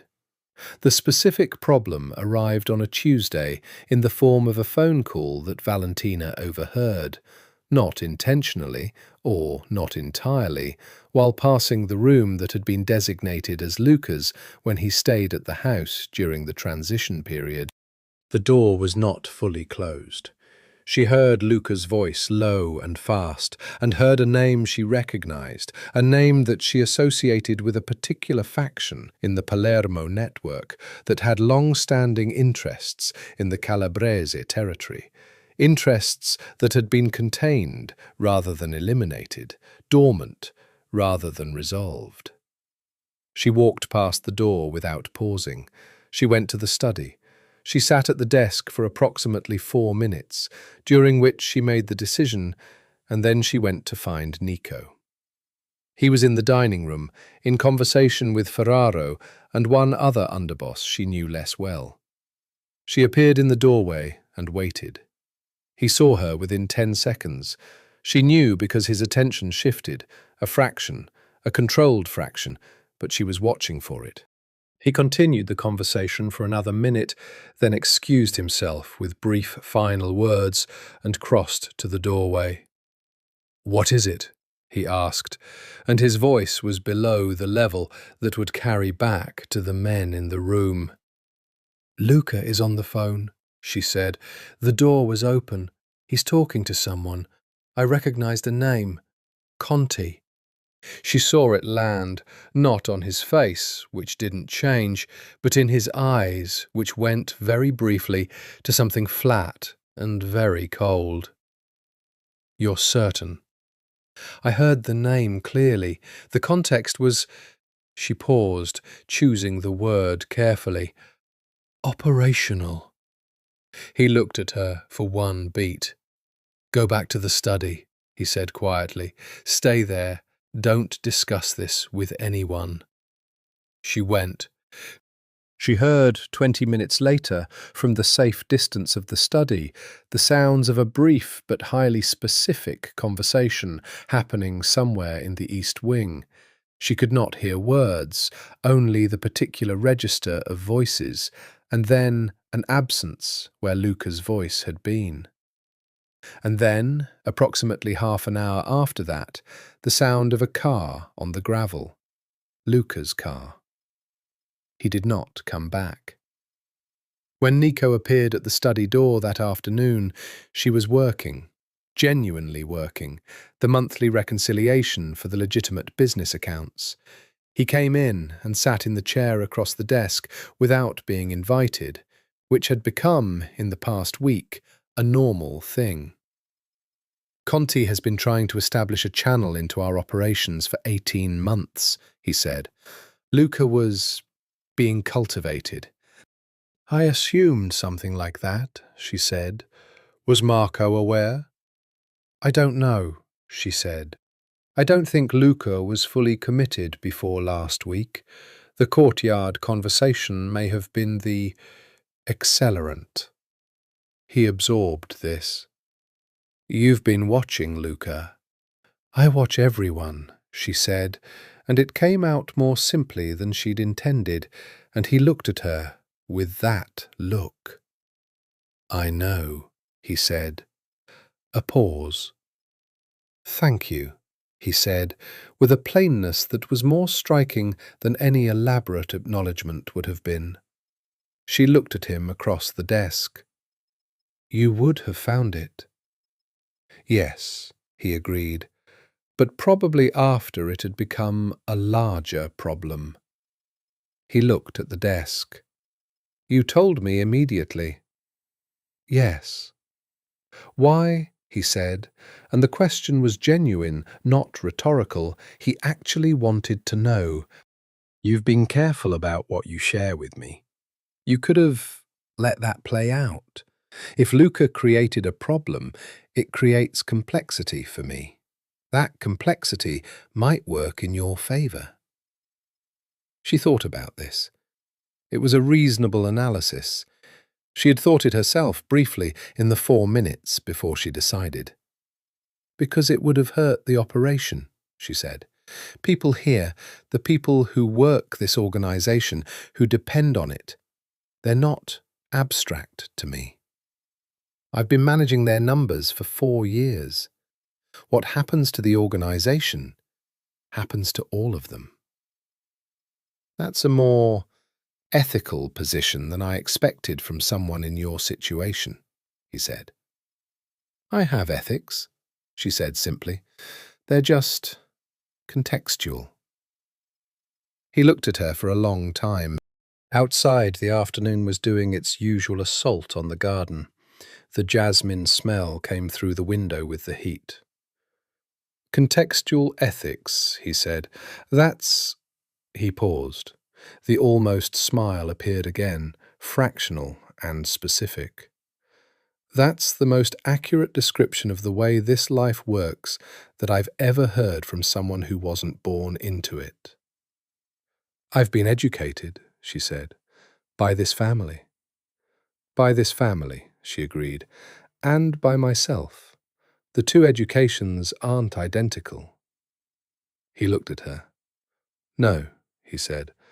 I can see that. He rose.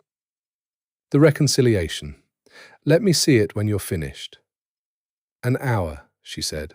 I'll be in the East study. He left. She looked at the door after it closed and held the feeling, that recognition feeling, that specific, particular recognition of being understood by the specific person whose understanding she had not expected to want.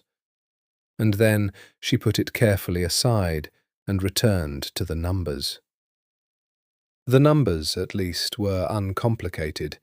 There was a dinner in Palermo, city, not house. A formal thing, black tie, the kind of event the Calabrese family used as a public face, a presentation of continuity and stability. It had been on the calendar since before Marco's death, and cancelling it would have sent a message no one wanted to send. Carmela had initially suggested that Valentina not attend. The conversation had happened in the corridor and was brief and not subtle. It would be inappropriate so soon after Marco's death. The focus should be on Nico tonight. Translation? Your presence is a complication I don't know how to manage. Nico had overruled it. Not through Carmela, directly, through his assistant, with a message that said, Signora Calabrese to attend the Palermo dinner. Car at 8. Valentina had dressed with great care. The dress was Valentina's own, bought 18 months ago in a moment of private defiance.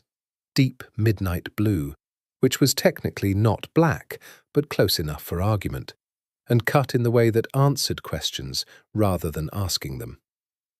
Her hair down, her gold earrings from her mother. She looked in the mirror, and she looked like herself, a more finished and deliberate version of herself, but recognizable. She came downstairs at 8, and Nico was already in the entrance hall in black tie, with the particular effect that formal clothing had on a certain kind of man. The transformation from controlled and dangerous to controlled and dangerous in a different, more explicit register. He looked at her when she appeared at the top of the stairs. He looked at her all the way down the stairs, the neutrality operating, but at a slightly lower efficiency than usual, something underneath it that she classified and filed. "You look," he started. "Ready," she said, because she didn't want to have that sentence finished in front of Carmela, who was standing exactly close enough to hear. "Ready," he agreed, and held the door.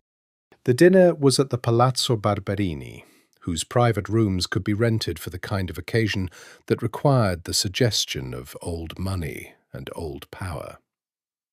The Calabrese family had been renting these rooms for 40 years. The rooms knew them.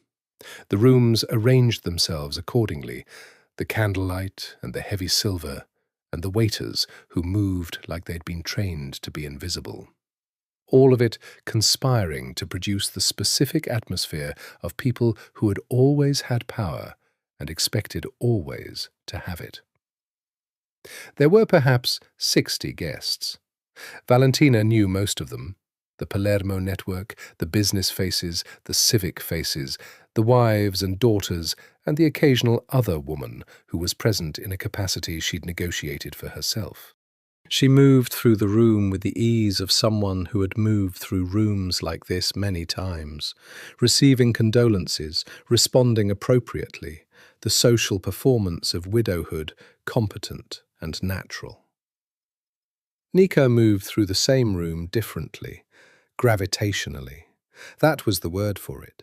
He moved and people oriented toward him, consciously or not, the way objects orient toward a mass.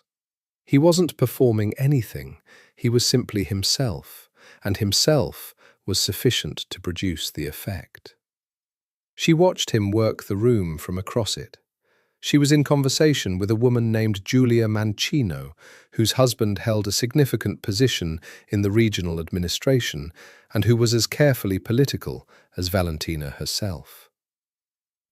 They were discussing art, the gallery on the second floor of the palazzo, its collection, an exhibition that had apparently opened last week, and Valentina was following the conversation with genuine attention, while also tracking the room.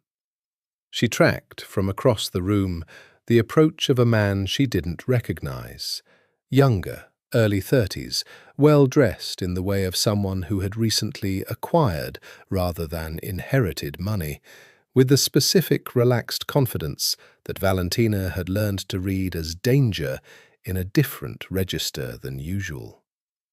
He approached Nico. His body language was social, but the conversation from where she stood had a different texture. She watched Nico's face, the neutrality holding, but the quality of it changing, something different entering his posture. She excused herself from Giulia. She moved across the room with a pace that was unhurried. Unhurried was essential, and arrived at Nico's side in the natural way, the way a wife might approach her husband at a party, with a touch at his arm that she had not planned, and which landed on the sleeve of his jacket and stayed. He looked at her.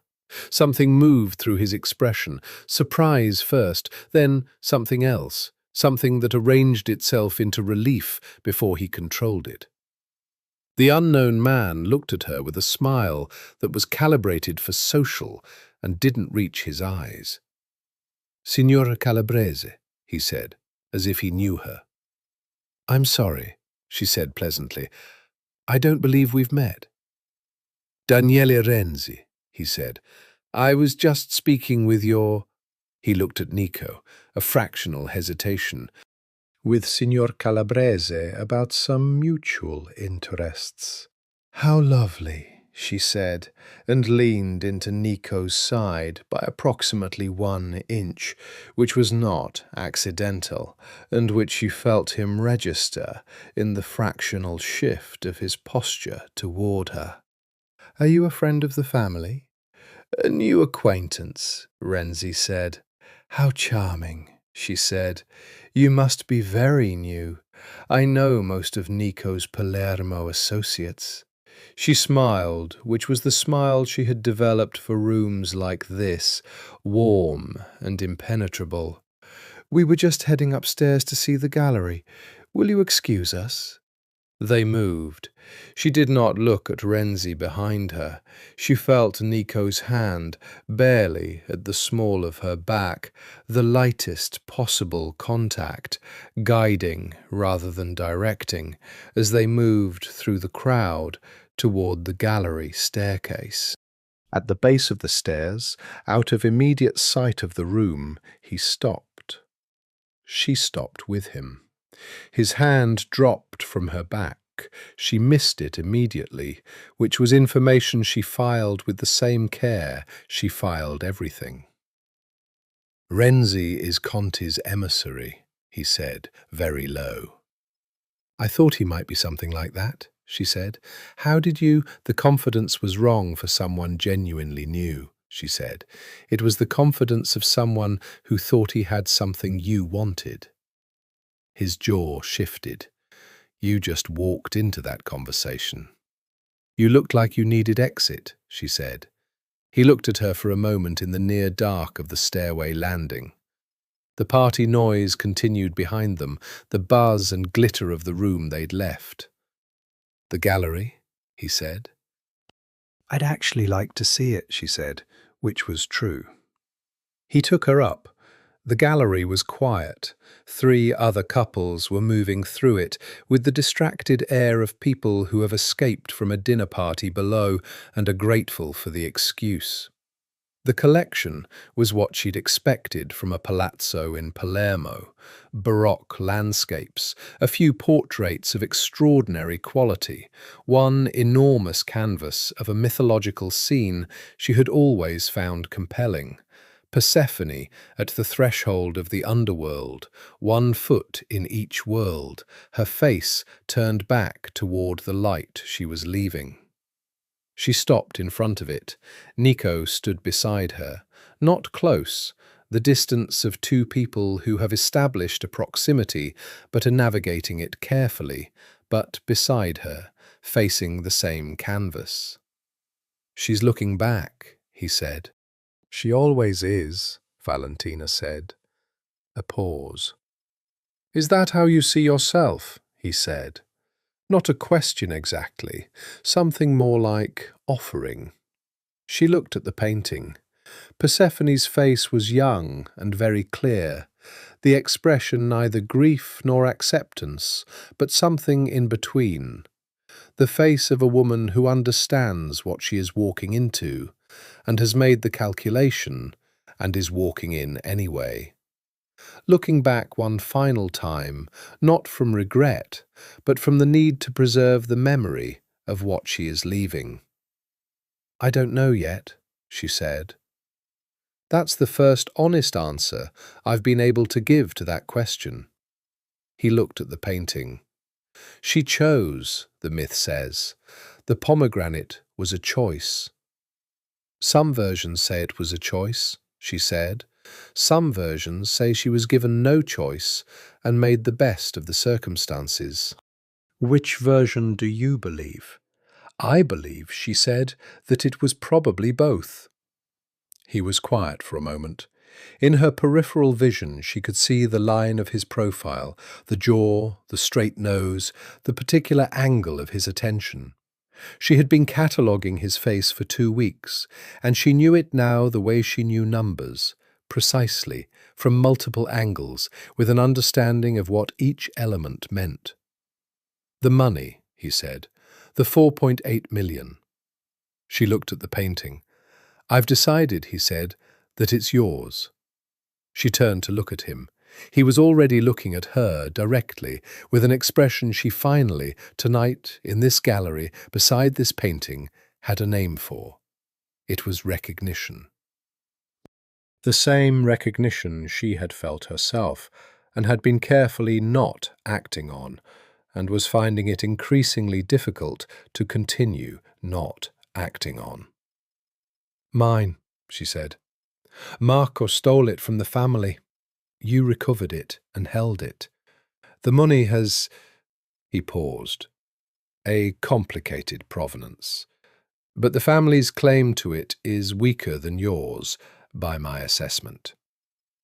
"And your assessment is—" "Final," he said simply. She looked at him for a moment. "Why?" "Because you earned it," he said. 4 years of work that kept this organization from a dozen different kinds of collapse, none of it acknowledged or compensated. Because you protected your sister when you had no other tools. Because— He stopped, took a breath that she could see. "Because Marco wasn't worth what you paid." She absorbed this. The painting watched her absorb it. Persephone's clear young face turned backward toward the light. "There are conditions," he said. "I assumed," she said. "You stay," he said. "You continue the accounts. You—" He stopped again, and she could see the unusualness of this for him, the visible effort of assembling something that wasn't coming from the controlled, managed place all his other words came from. "You stay, formally, with a formal role, not as Marco's widow, as—" He looked at the painting. "As yourself." "What does formally mean?" she said carefully. "It means a title, a position. It means the family knows what you do and why you're here." He looked at her. "It means Carmela loses that particular argument." She said nothing for a moment. "I want a contract," she said. He blinked. Once. The closest thing to surprise she'd ever seen from him. A contract. Written. Specific. What I do, what I'm compensated, what my autonomy looks like. What happens to my sister's financial support if anything changes. She held his gaze. "I have been informal for 7 years. I won't be informal again." He looked at her for a long moment. Then, "I'll have it drafted. I'll review it," she said. "I would expect nothing less." That almost smile, more visible tonight than usual, the gallery's soft lighting giving his face more range than the study's harsh daylight ever did. "You'll mark it up." "Extensively," she said. The almost smile became, briefly, unmistakably, a real one. She had not seen a real smile from him before. It changed his face in a way she had not anticipated. Warmer, younger, more human and more devastating simultaneously, the way a crack in very controlled surfaces was always more dramatic than the surface itself. She looked back at the painting. "I'll consider your offer," she said. "It's not an offer," he said quietly.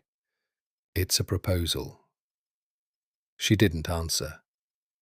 She looked at Persephone for another moment, at the threshold, at the foot in both worlds, at the face turned back toward the light.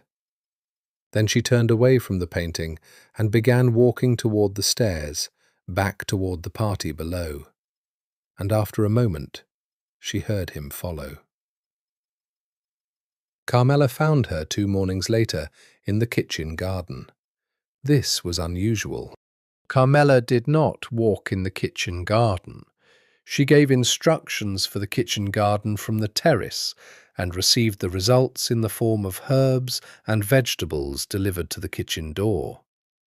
But she appeared at the gate on Thursday morning while Valentina was cutting rosemary, in her black dress and pearls, and the expression she wore when she had decided something. Valentina kept cutting rosemary. She did not perform surprise. "I want to speak to you," Carmela said. "Of course," Valentina said. Carmela came into the garden with the careful precision of someone entering an unfamiliar territory. She looked around it as if checking that they were alone. They were. "What Nico is doing," Carmela said, without preamble, "is irregular." "The financial arrangements?" Valentina said mildly. "All of it," Carmela said. "Treating you as—" She stopped, selected different words. "The family has a certain structure. Marco understood that structure. You had a role within it. What Nico is proposing, elevating you to some kind of official position, disrupts the structure." Valentina set down her shears. She looked at Carmela with the full attention she usually only brought to people who were worth it, which told her something, that she had, without fully intending to, promoted Carmela to that category. "Carmela," she said, and used the name without prefix for the first time in 7 years, which was itself a kind of statement. "The structure you're describing kept Marco's embezzlement secret for 3 years. It nearly delivered the family's northern operations to a German buyer. It failed to notice that Luca was being cultivated by a rival faction." She paused. The structure had significant design flaws. Carmela's face went through several stages. "You're very bold," she said at last. "I'm accurate," Valentina said. "You married into this family." "I paid for my place in this family," Valentina said, still quietly, still without heat. "Every day for 7 years. I paid in ways you saw and in ways you didn't. And I've never asked for acknowledgement of that. But I won't pretend it didn't happen." She picked up the rosemary. "Nico is the boss. What he proposes is his to propose." "And if I tell him my objections?" "That's your right," Valentina said.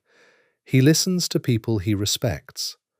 Whether he changes his position as a result will be up to him." The silence. The garden was warm, the smell of rosemary and thyme in the air, the old stone walls catching the morning heat. "You love him," Carmela said, the words landing flat, not a judgment, almost a discovery. Valentina kept her face entirely still. "I'm not sure that's relevant to the structural conversation we were having." "It's relevant to every conversation we're capable of having," Carmela said, and there was something in her voice now that wasn't antagonism, or wasn't only antagonism. Something tired, something that recognized something. "I'm not your enemy, Valentina." "I know that," Valentina said. "You're loyal to what this family has been. I respect that." "Marco was—" Carmela stopped. Something crossed her face that looked like pain. "I knew Marco was not. I had heard things. After the marriage, I told myself—" She stopped again, set her jaw. "I was not always fair to you." It was the closest to an apology the woman was capable of, Valentina understood. She received it without triumph. "We both managed what we had available," Valentina said. Carmela looked at her for a long moment. "He'll want to protect you," she said. "Nico. Men like him, when they decide something is theirs—" She stopped. "Be careful with that." "I can take care of myself," Valentina said. "I know," Carmela said, and it contained something like grudging respect.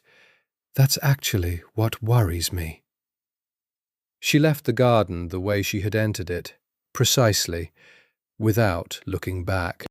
Valentina watched her go, and then turned back to the rosemary, and stood for a moment with her hands in the fragrant silver green of it, feeling the garden's warmth, the morning's particular quality of light. "You love him." She put the rosemary in the basket and carried it inside. The Conti situation had not resolved itself, because situations involving organizations competing for territory never resolve themselves without someone deciding to push.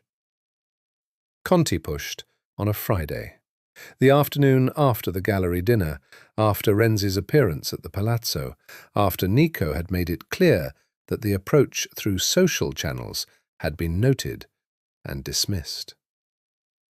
The push came in the form of an incident at the northern distribution point, a controlled and precise disruption that said, "We can reach your operations, and you know we can reach them." Nobody was hurt. This was also a message. The restraint was intentional, the capability demonstrated without the cost. Valentina was in the study when Nico got the call. She heard his voice change, not the words, she was in the next room, but the register, the particular compression that she'd heard 3 weeks ago in the courtyard with Luca, and she set down what she was doing and waited. He appeared in the doorway 4 minutes later. "The northern routes," he said. "What's the contingency structure?" She was already pulling the relevant ledger from the shelf, the operations structure binder, the one she'd maintained in parallel with the financial accounts. She brought it to the desk and opened it without being asked. He came around to her side of the desk, not across from her as usual, standing beside her, close enough that she could feel the controlled tension in him, the contained version of the anger she'd heard in the corridor, held with the particular effort of a man who knew that anger was only useful in the right form. She traced the relevant section with her finger. 3 contingency routes, she said. The eastern bypass through Enna, the coastal southern, and the Catanzaro connection that was established 2 years ago and has never been activated. The Catanzaro route is longest, but has the cleanest documentation, lowest exposure to any inspection interest. How long to activate? 24 to 48 hours to notify the relevant parties and arrange the logistics. The contacts are current. I spoke with the Catanzaro connection 4 months ago on a different matter. She looked up. He was very close. I have the direct contact information. Send it to Ferraro, he said. He'll handle the activation. He looked at the map overlay she'd opened beside the ledger. The disrupted point. How long to repair? Physical repair, 4 to 6 hours. Operationally, she assessed, 2 days before the routes are running at full capacity. The inventory already at the point is intact, I assume. Yes. Then the actual cost is the 2 days and the message, she said. Conti is demonstrating capability, not actually disrupting. It's an opening position. He was looking at the map. His jaw was set. From this close she could see the specific effort in his controlled posture, the discipline of it. He wants a conversation, she said. He'll get something other than a conversation, Nico said. Possibly, she said, but the conversation might still be worth having first if it surfaces his full position. You'll negotiate better knowing his real objectives than his opening move. He looked at her, very close, looking down slightly, the few inches of height difference present at this range. "You're recommending I talk to the man who just interfered with my operations," he said, and it was flat, without accusation, just the word as delivered. "I'm recommending you consider what he actually wants before deciding how to respond," she said. "If what he wants is territory, the calculus is different than if what he wants is a payment arrangement or an access agreement. Responding to a territorial threat with the same strategy you'd use for a payment dispute." She stopped. The response should fit the actual problem. He looked at her for a long moment. The controlled tension was still there, but had shifted slightly. She could see the intelligence engaging with the suggestion, the anger taking a secondary position behind the consideration. "How do you know what he wants?" he said. "I don't," she said. But Renzi was too relaxed for a man carrying a threat. He was carrying an opening. Threats are delivered by men who are uncomfortable. Men delivering openings are confident. She looked at the map. "Conti thinks he has a position worth negotiating from." "He's wrong," Nico said. "Maybe," she said, "but find out first." The silence was the particular silence of a decision being made. "I'll consider it," he said. He straightened up, creating the inches of space between them again. "Send the contact information to Ferraro." "I will," she said. He paused at the door. "Valentina." She looked up. "The contract," he said. "The draft is being prepared. You'll have it by Monday." "I'll clear time to review it," she said. He nodded once and left, and she turned back to the desk and the open ledger and the maps and spent the next 3 hours providing Ferraro with everything he needed to activate the Catanzaro route. And then she went back to the accounts, and the accounts were as they always had been. Precise, honest in their own way, carrying the shape of a life she had been living for years and was in the process, slowly, of deciding whether to continue. The draft arrived on Monday, as promised. It was 11 pages. She read it at the desk in the study, her desk now, though she hadn't quite started calling it that, with a glass of water and a pen, and the particular quality of attention she gave to documents that mattered. She read it through once without marking, then read it through again, making notes, then read specific sections a third time.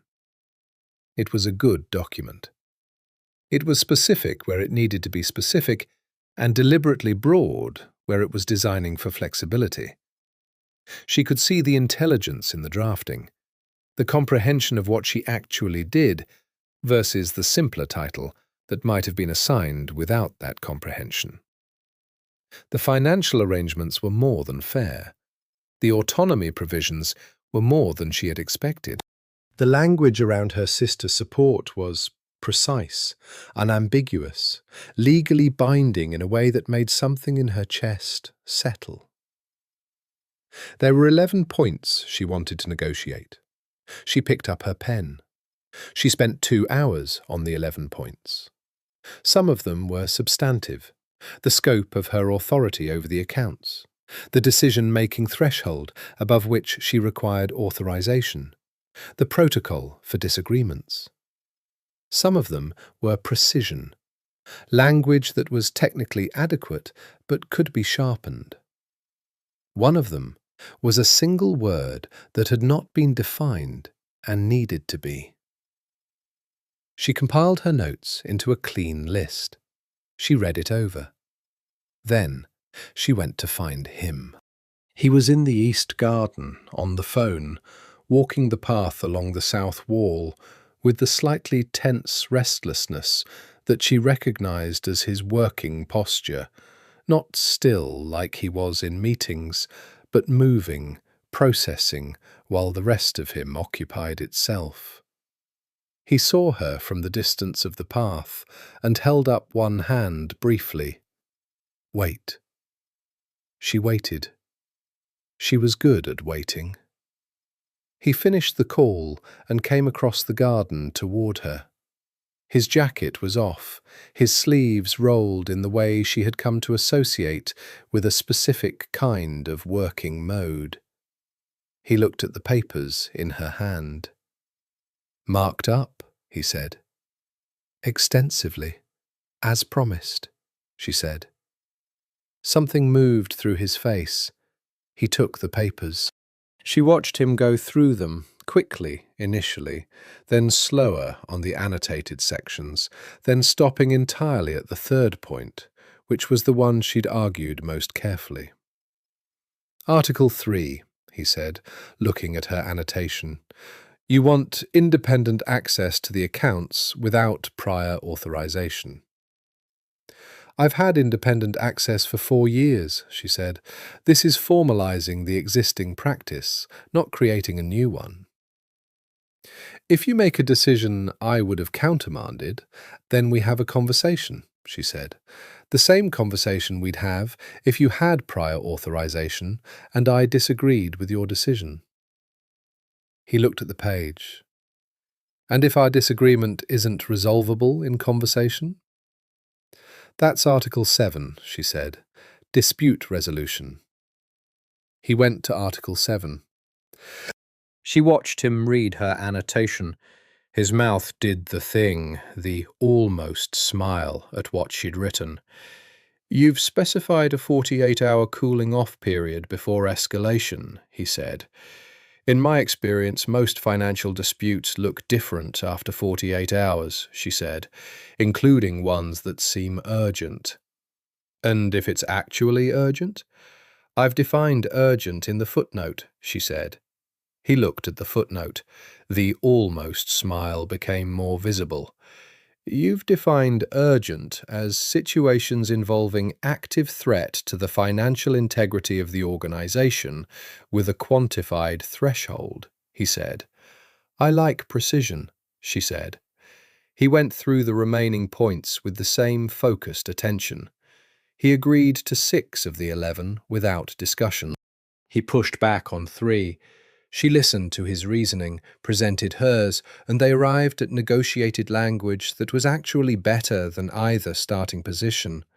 He declined one entirely and explained why. She considered the reasoning and agreed with it, which she told him. The 11th point was the personal security provision. She had added it herself, not as a demand, but as a question.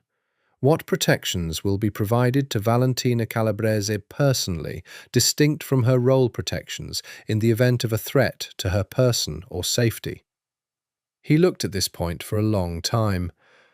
I added it because you should know what I expect, she said when the silence extended, not as a negotiating tactic, as a fact. He looked up at her.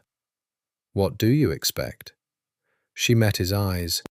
I expect that the person who holds the position being described in this contract isn't considered expendable if things become complicated. I expect that my safety is not instrumental, that it's not calculated against organizational benefit. He was very still. You think I would— I think, she said carefully, that men in your position have made those calculations before. About people in my position. I'm not accusing you of planning to. I'm establishing that I need to know you understand the expectation. The garden was around them, the afternoon light, the jasmine wall on the south side sending its sweetness into the warm air. He held her gaze for a long, specific moment. Your safety is not a variable in any calculation I make, he said. It's not negotiable with anyone for any reason. He looked at the page. I'll have that added to the document in the appropriate language. She nodded. Is there anything else? He asked.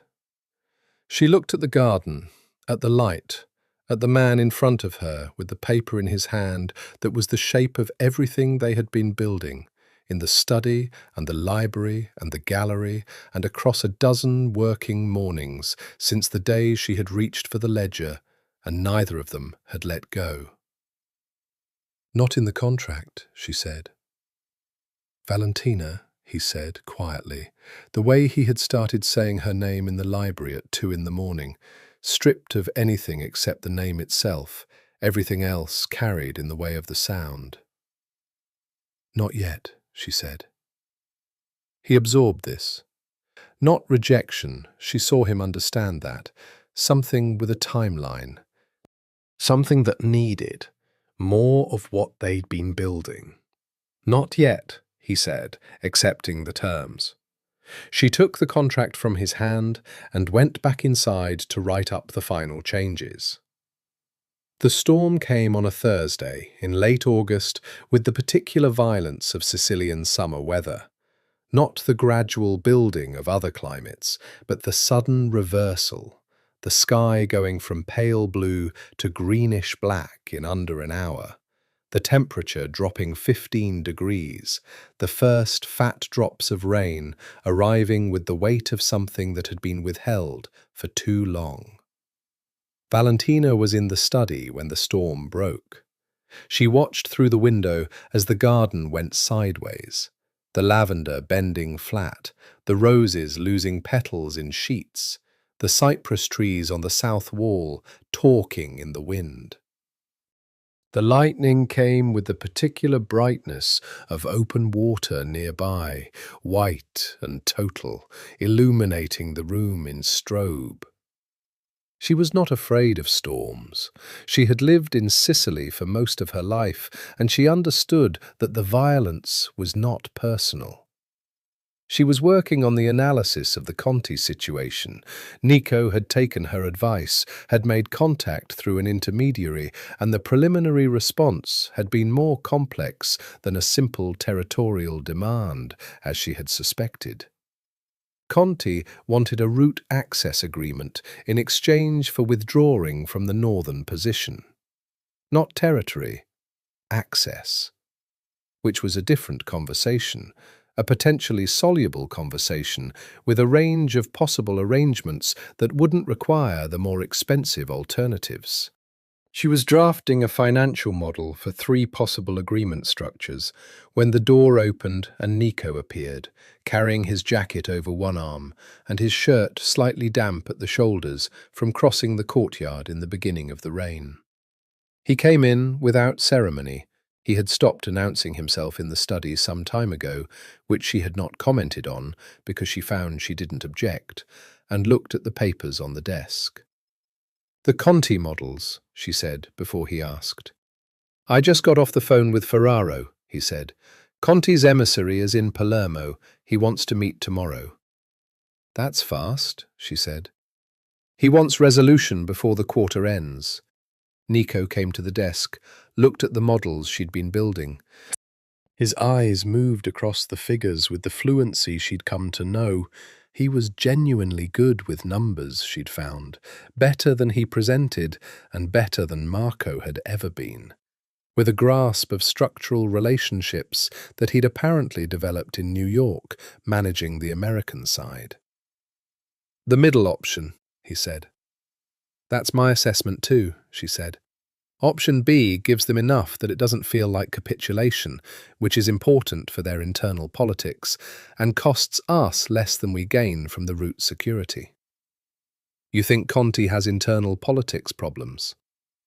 "Renzi was 30, she said. "He was young to be sent as an emissary for something like the Palazzo conversation. That suggests either Conti is running short of experienced people, or he was making a point about the next generation. Either way, there's something structural happening in his organization." He looked at her. "How do you do that?" "What?" "Read information that isn't in the room." "It is in the room," she said. "It's just not in the documents." She looked at the window, the storm making its full statement now, rain sheeting across the glass. "Information lives in context. The numbers tell you what, the context tells you why." You have to read both. He was quiet for a moment. The storm filled the silence with its various emphases. A crack of thunder arrived close. She felt it in her chest, that particular proximity of it. You should have been running this organization years ago, he said. She looked at him. He was standing beside the desk, looking at her with the expression that had become, over the past weeks, what she understood as his private face. Not the public neutrality, not the working attention, but the third thing, the face he was still learning to wear in her company. I ran it from inside a role that nobody officially recognized, she said. That's different. Why did you tolerate it? Because the alternative was worse, she said simply. At 19, I had a younger sister who needed protection and a family that required a very specific kind of alliance to provide it. At 23, I was already too embedded in the finances to extricate myself without consequence. At 25, she stopped. At 25, I started planning instead. Planning, he said. Survival first, then she thought about the word. Options. I needed to build enough, mass, enough counterweight that I could eventually have choices. And now you do, he said. And now I do, she agreed. He looked at the storm-hammered garden beyond the window. The lightning came again, the room going white for a second, and in that second she saw his face in full light, the jaw, the eyes, the particular expression she'd named recognition, and which she understood now carried its own more specific contents. Contents she hadn't let herself name directly yet. Valentina, he said, and stopped. She waited. When you said, not yet, in the garden, he said, I need to understand what that means. She looked at him steadily. The rain was very loud. It means, she said slowly, that I've spent 7 years making decisions from a position of no choices. I have choices now. She looked at the window. I need to know what I'm choosing. Not what I'm accepting, what I'm actively choosing. She looked back at him. Does that make sense? Yes, he said, without hesitation. It makes complete sense. I'm not, she paused, I'm not indifferent to you. I want to be clear about that. Something moved through his face, several things actually, quickly, the controlled face managing them in sequence. That's useful to know, he said, and his voice was very slightly, barely, fractionally, not composed. She looked at him for a long moment, at the storm, at the choice she was in the process of making. Stay in the study tonight, she said. Not for... She stopped. Not for that. Just don't go back to the other side of the house. Work here. I want... She found the honest version of the sentence. I want not to be alone with the storm. He looked at her. He looked at the chair across the desk. He sat down. She picked up her pen. They worked. The storm ran its course over the next 3 hours, exhausting itself against Sicily, as storms here always did. Fully, without reservation, spending everything. And they worked through it together in the lamplit study, the papers between them, their voices occasional and specific and functional, and underneath the function, something else that had no words yet, but was building them. The meeting with Conti's representative happened on Friday. Ferraro ran the room. Nico sat at the head of the table in his way, the contained, gravitational way, and Valentina sat to his right, which was a position she had not held before at this table, and which she occupied without comment and without performance, simply as the person who was there to be there. The Conti representative was not Renzi. He was older, 50s, with the specific tired competence of a man who had spent his career in back rooms arranging things and had developed a professional neutrality that Valentina respected on technical grounds. His name was Salvi. Salvi ran through Conti's position with conciseness and without theatre. He did not look at Valentina. This was a choice she understood. Either he didn't know who she was, which was possible, or he was very deliberately not acknowledging her, which was its own information. He finished. Ferraro began the response.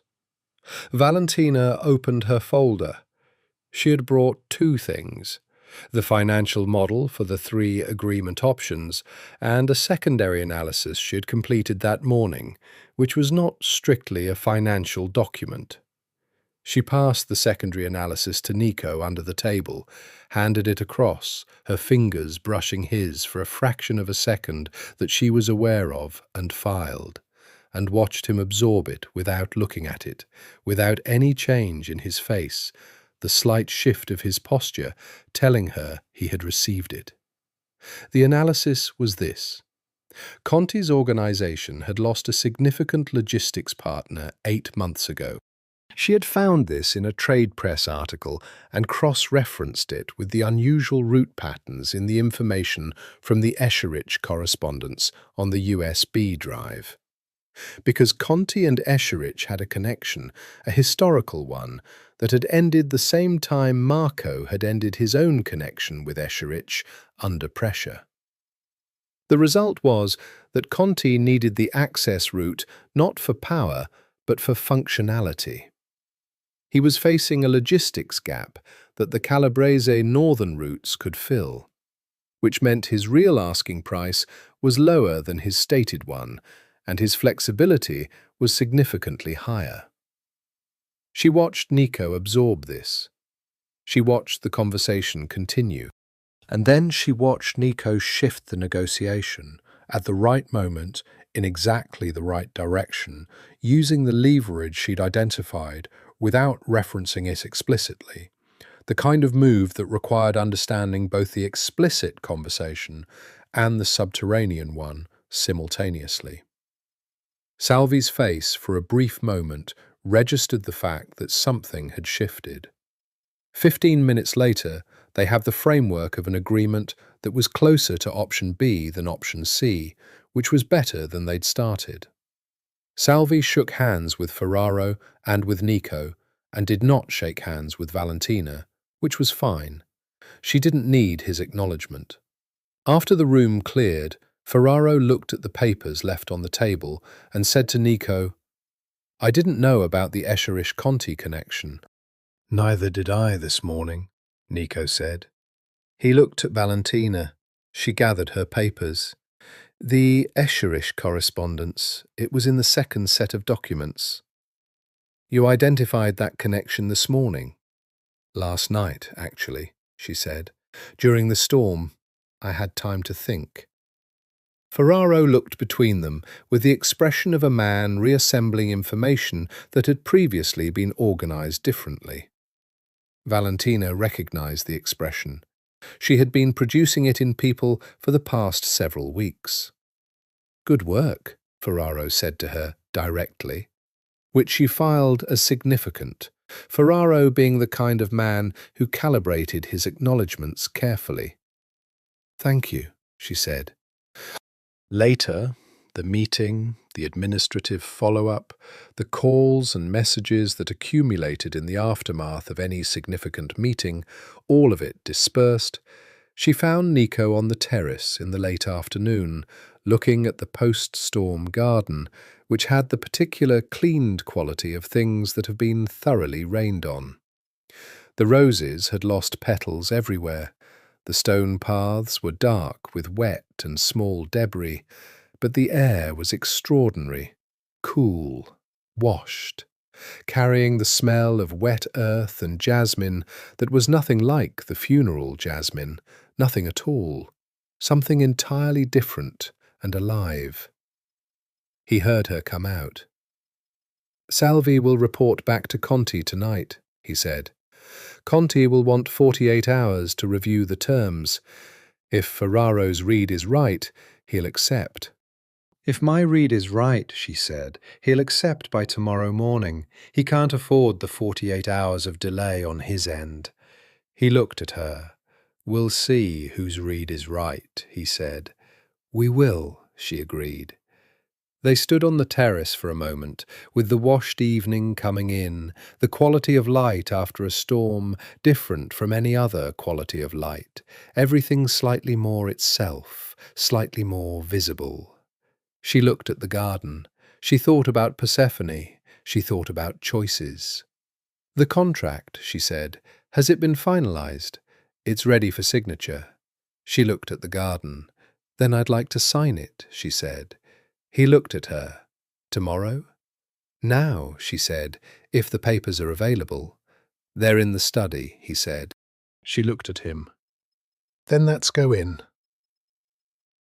She walked ahead of him through the terrace door, through the house to the study that was hers now in truth, if not entirely yet in name, and she signed the contract with the small, precise handwriting she used for things that mattered, and he signed it across from her. And Ferraro witnessed it because Ferraro happened to still be in the adjacent room. And when it was done, she set down the pen and looked at the two signatures and thought about what had just been chosen. Not accepted, chosen. Conti's acceptance, Nico said, as Ferraro left. Let's see if you're right about the timing. I'm right, she said. He looked at her with the private face, the one she'd named, the one she was beginning to recognize as specifically hers, a face that existed in her presence rather than in the world generally. You probably are, he said. Conti's acceptance arrived at 7 the following morning, 12 hours before the 48-hour window closed. Valentina's phone, she had a separate line now, the formal operation line designated in the contract, buzzed on the nightstand, and she read the message from Ferraro in the blue early light of the bedroom, and set the phone down and looked at the ceiling and permitted herself a moment of uncomplicated satisfaction. She dressed. She went down to the terrace. He was there, again, as he increasingly was, at the table in the morning light with his coffee and his phone. When she appeared, he looked up, and she could tell from his expression that he knew. He had probably known since Ferraro's message came in, since he received the same message on his own line. 7 a.m., he said. I said by morning, she said. You said your read was right. My read was right. He looked at her for a moment, and then he set his phone down and pushed a cup of coffee across the table toward her, and she sat down and took it, and they sat in the morning, and the jasmine came over the wall in the clean, bright air, and it smelled, she thought, like something other than what it had smelled like at the funeral, like something simply itself, simply scent, simply summer. It was 3 days after the contract signing. Something had shifted in those 3 days, or rather, something that had been shifting incrementally since the library at 2 in the morning had reached a threshold, a tipping point at which the shift became visible. He was differently present with her. Not in the working meetings. The working meetings continued as they had always been, professional and precise, and occasionally brilliant in the specific way that two people with complementary intelligence could be brilliant together. But in the margins, in the morning terrace, in the evenings on the garden side of the house, when the heat had eased, in the moments between the work and the rest of the day, something that had been managed and controlled was increasingly declining to be either. She watched him read messages on his phone, the morning sun falling across his face, and she thought about what Carmela had said. You love him. And she considered the question with the same honesty she had been trying to bring to everything in the past several weeks. The honest answer was something. Something that had the shape of love without yet having its full weight. The beginning of it, maybe. Or the recognition that she had thought of before, the specific recognition of one intelligence by another, of one kind of survivor by another, and underneath that recognition, something warmer and more personal and more frightening in the specific way that things you had not expected to feel were frightening. She put her cup down. "I want to say something," she said. He looked up from his phone. "I've been watching you for 6 weeks," she said, "since the funeral, which technically I don't think we've discussed, that you were at the funeral, which is, in retrospect, a complicated detail." The almost smile appeared. "I was there as family." "I know. I saw you across the grave." She paused. "You looked like someone who had already decided something." "I had decided to come here," he said, "and to handle whatever I found. And what you found was not what I was told to expect," he said. She looked at him. "No, and I was not expecting you either. I was expecting something more manageable." "And instead?" "Instead," she said, "I found someone who reads the same things in a room that I do, who asks the right questions, who—" She stopped, found the honest version. "Who sees me. Not the widow, not the bookkeeper, not the woman in black at the end of the table. Me." He was very still. "I've been managing people's perceptions of me for 7 years," she said, carefully, deliberately. "It's a survival technique. You're the first person I've been with in this house where I've actively not wanted to." He set his phone down, completely down, not just away from his eyes, the gesture of removing it from relevance entirely. "Valentina," he said. "I'm not finished," she said. "I need to say this completely because I don't do things incompletely." She looked at the jasmine. "You're dangerous. I know that. Not to me, I don't think, not by choice. But the life here is dangerous. The work is dangerous. The position is dangerous. And I've been in that life for 7 years, and I understand what it costs." She looked back at him. "I'm not naive about what choosing this means." "And?" he said quietly. "And I'm choosing it anyway," she said. "I'm telling you that, explicitly, because I've decided I'm done with implicit and I'm done with managed. If I feel something, I'm going to say so." She held his gaze. "So, I'm telling you." He looked at her for a moment that lasted longer than a moment. Then he reached across the table and took her hand, both hands, hers in both of his, the scarred hands she had noticed that first morning in the library, and he held them with a gentleness that was entirely inconsistent with his reputation and entirely consistent with the man she had been watching for 6 weeks. "I came here," he said, "to consolidate power after a problematic transition. I came expecting paperwork, a subdued widow, a straightforward review." He looked at their hands. "I found the most—" He stopped, chose the word carefully. "The most remarkable person I have ever sat in a room with." He looked at her. "I have been paying attention to you since the first afternoon, in the study, when you told me the exact balance of an account to the hundreds without checking a document." She felt something move through her, something complicated and warm and frightening, and underneath those things, something simple and very clear. "You looked at me like I'd surprised you," she said. "You terrified me," he said, with a frankness that she had not expected, and that produced in her chest something that was almost laughter. "And I have not been terrified by anyone in a very long time." She looked at him, at his hands around hers, at his face in the morning light. "Good," she said. He looked at her with the private face, the unguarded one, the one that was hers. Then he leaned across the table and he kissed her, carefully, with great attention, the way he did everything that mattered. And the jasmine came over the wall in the clean morning air, and it smelled like something beginning rather than something ending.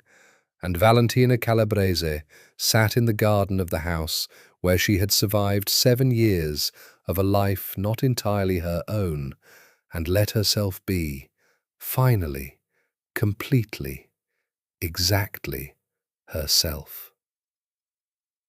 6 months later, in January, when the jasmine was dormant and the Sicily winter had turned the hills a wet and contemplative grey-green, Valentina signed the second document.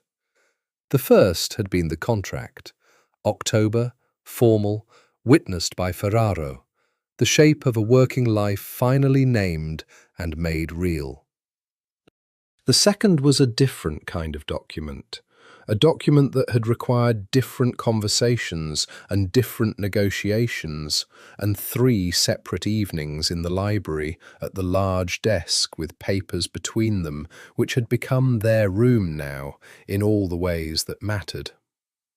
The second document was Rosa's independence arrangement.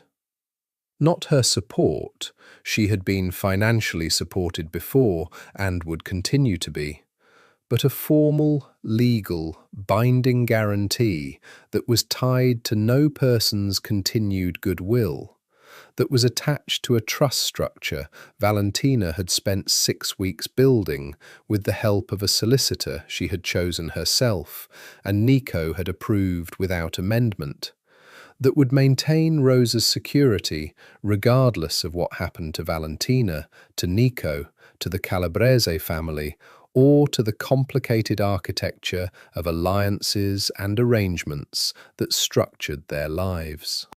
Rosa had cried on the phone when Valentina explained it. Not in the way she had cried at the funeral, the uncomprehending grief of someone who didn't know the full story, but in a different way.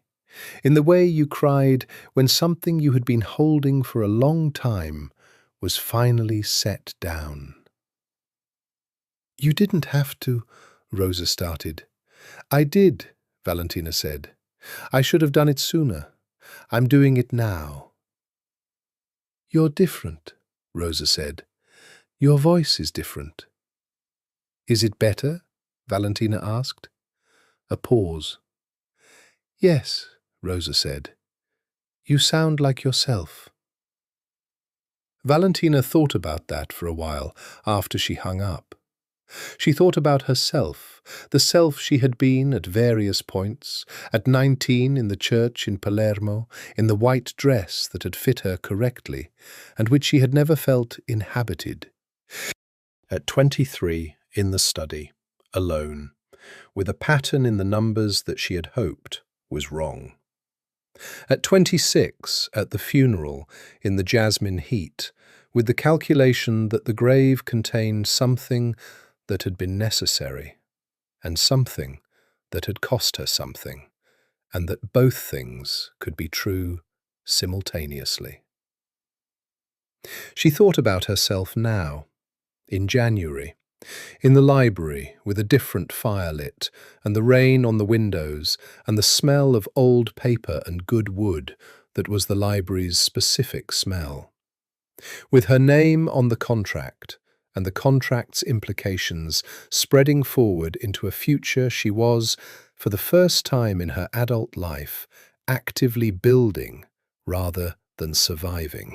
Nico came in late, as he often did in January, when the operational demands had a different texture than the summer months. The family's affairs were complex, and he was in the process of restructuring them in ways that were sometimes quiet and sometimes not, with Valentina's full participation in both kinds.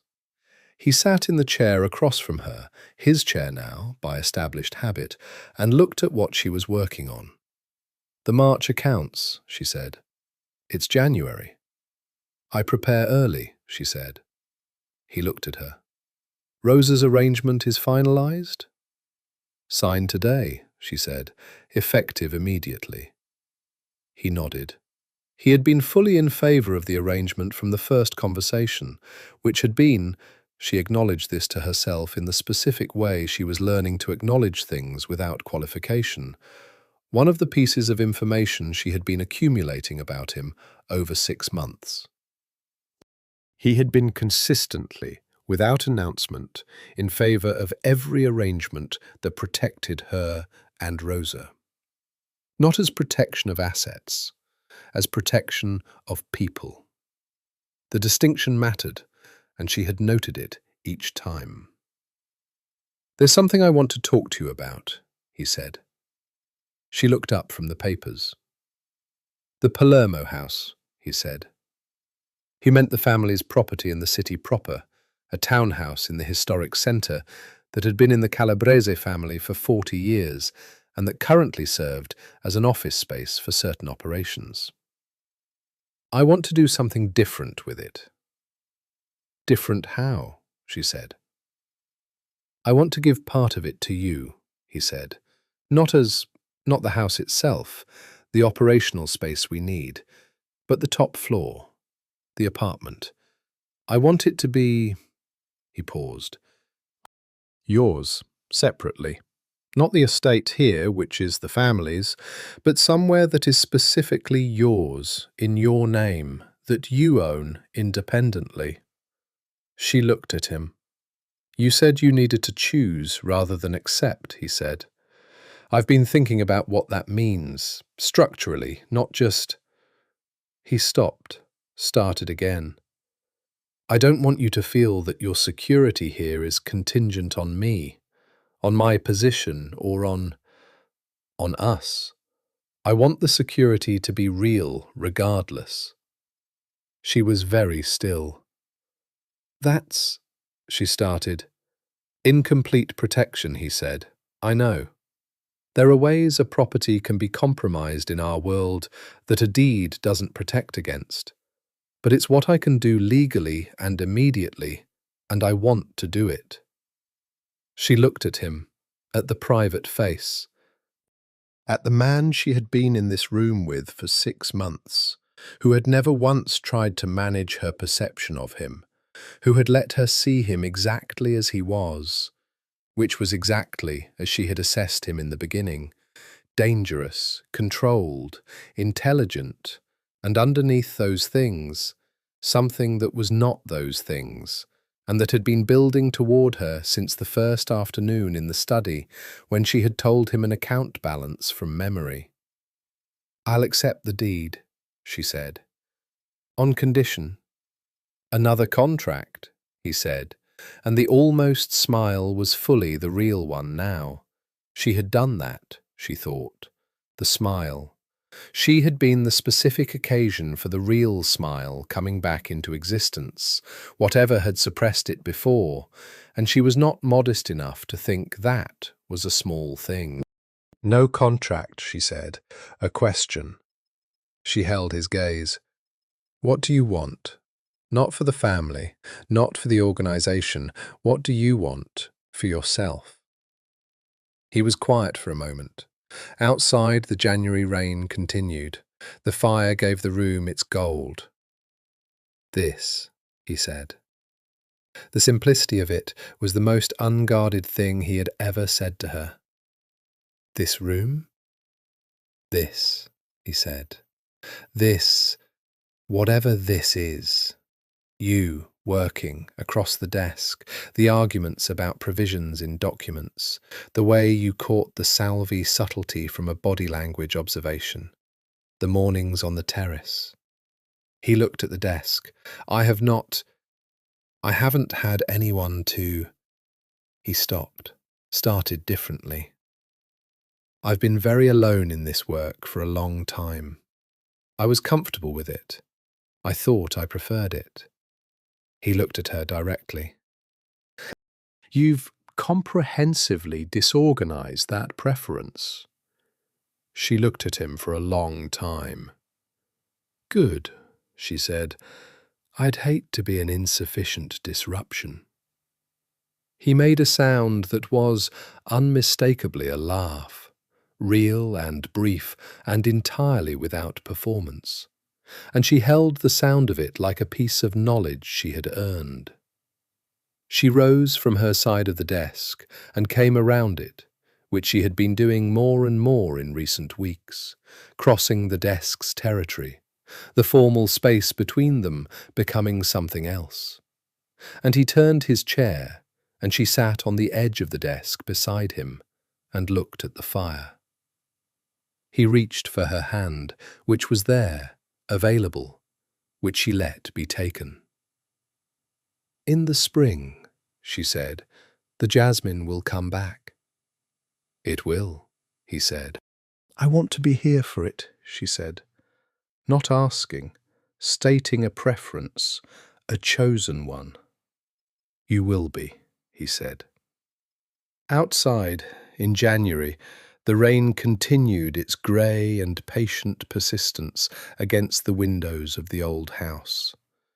Inside, in the library that was their room, the fire went on. The accounts sat in their orderly files. The ledgers were where they belonged, not between them, not being reached for in competition, but simply present, part of the work, part of the life they were in the process of building. She had survived, she had planned, she had orchestrated, she had paid costs she had not been fully prepared for and made decisions she did not fully regret. She had found, in the middle of all of it, something she had not been looking for. Someone who saw her. Not the widow, not the bookkeeper, not the woman who managed things no one acknowledged. Her. And she had looked back and seen him. Outside, the jasmine was dormant, waiting for the heat that would bring it back. In Sicily, it always came back. The heat, the flowers, the particular overwhelming scent of summer.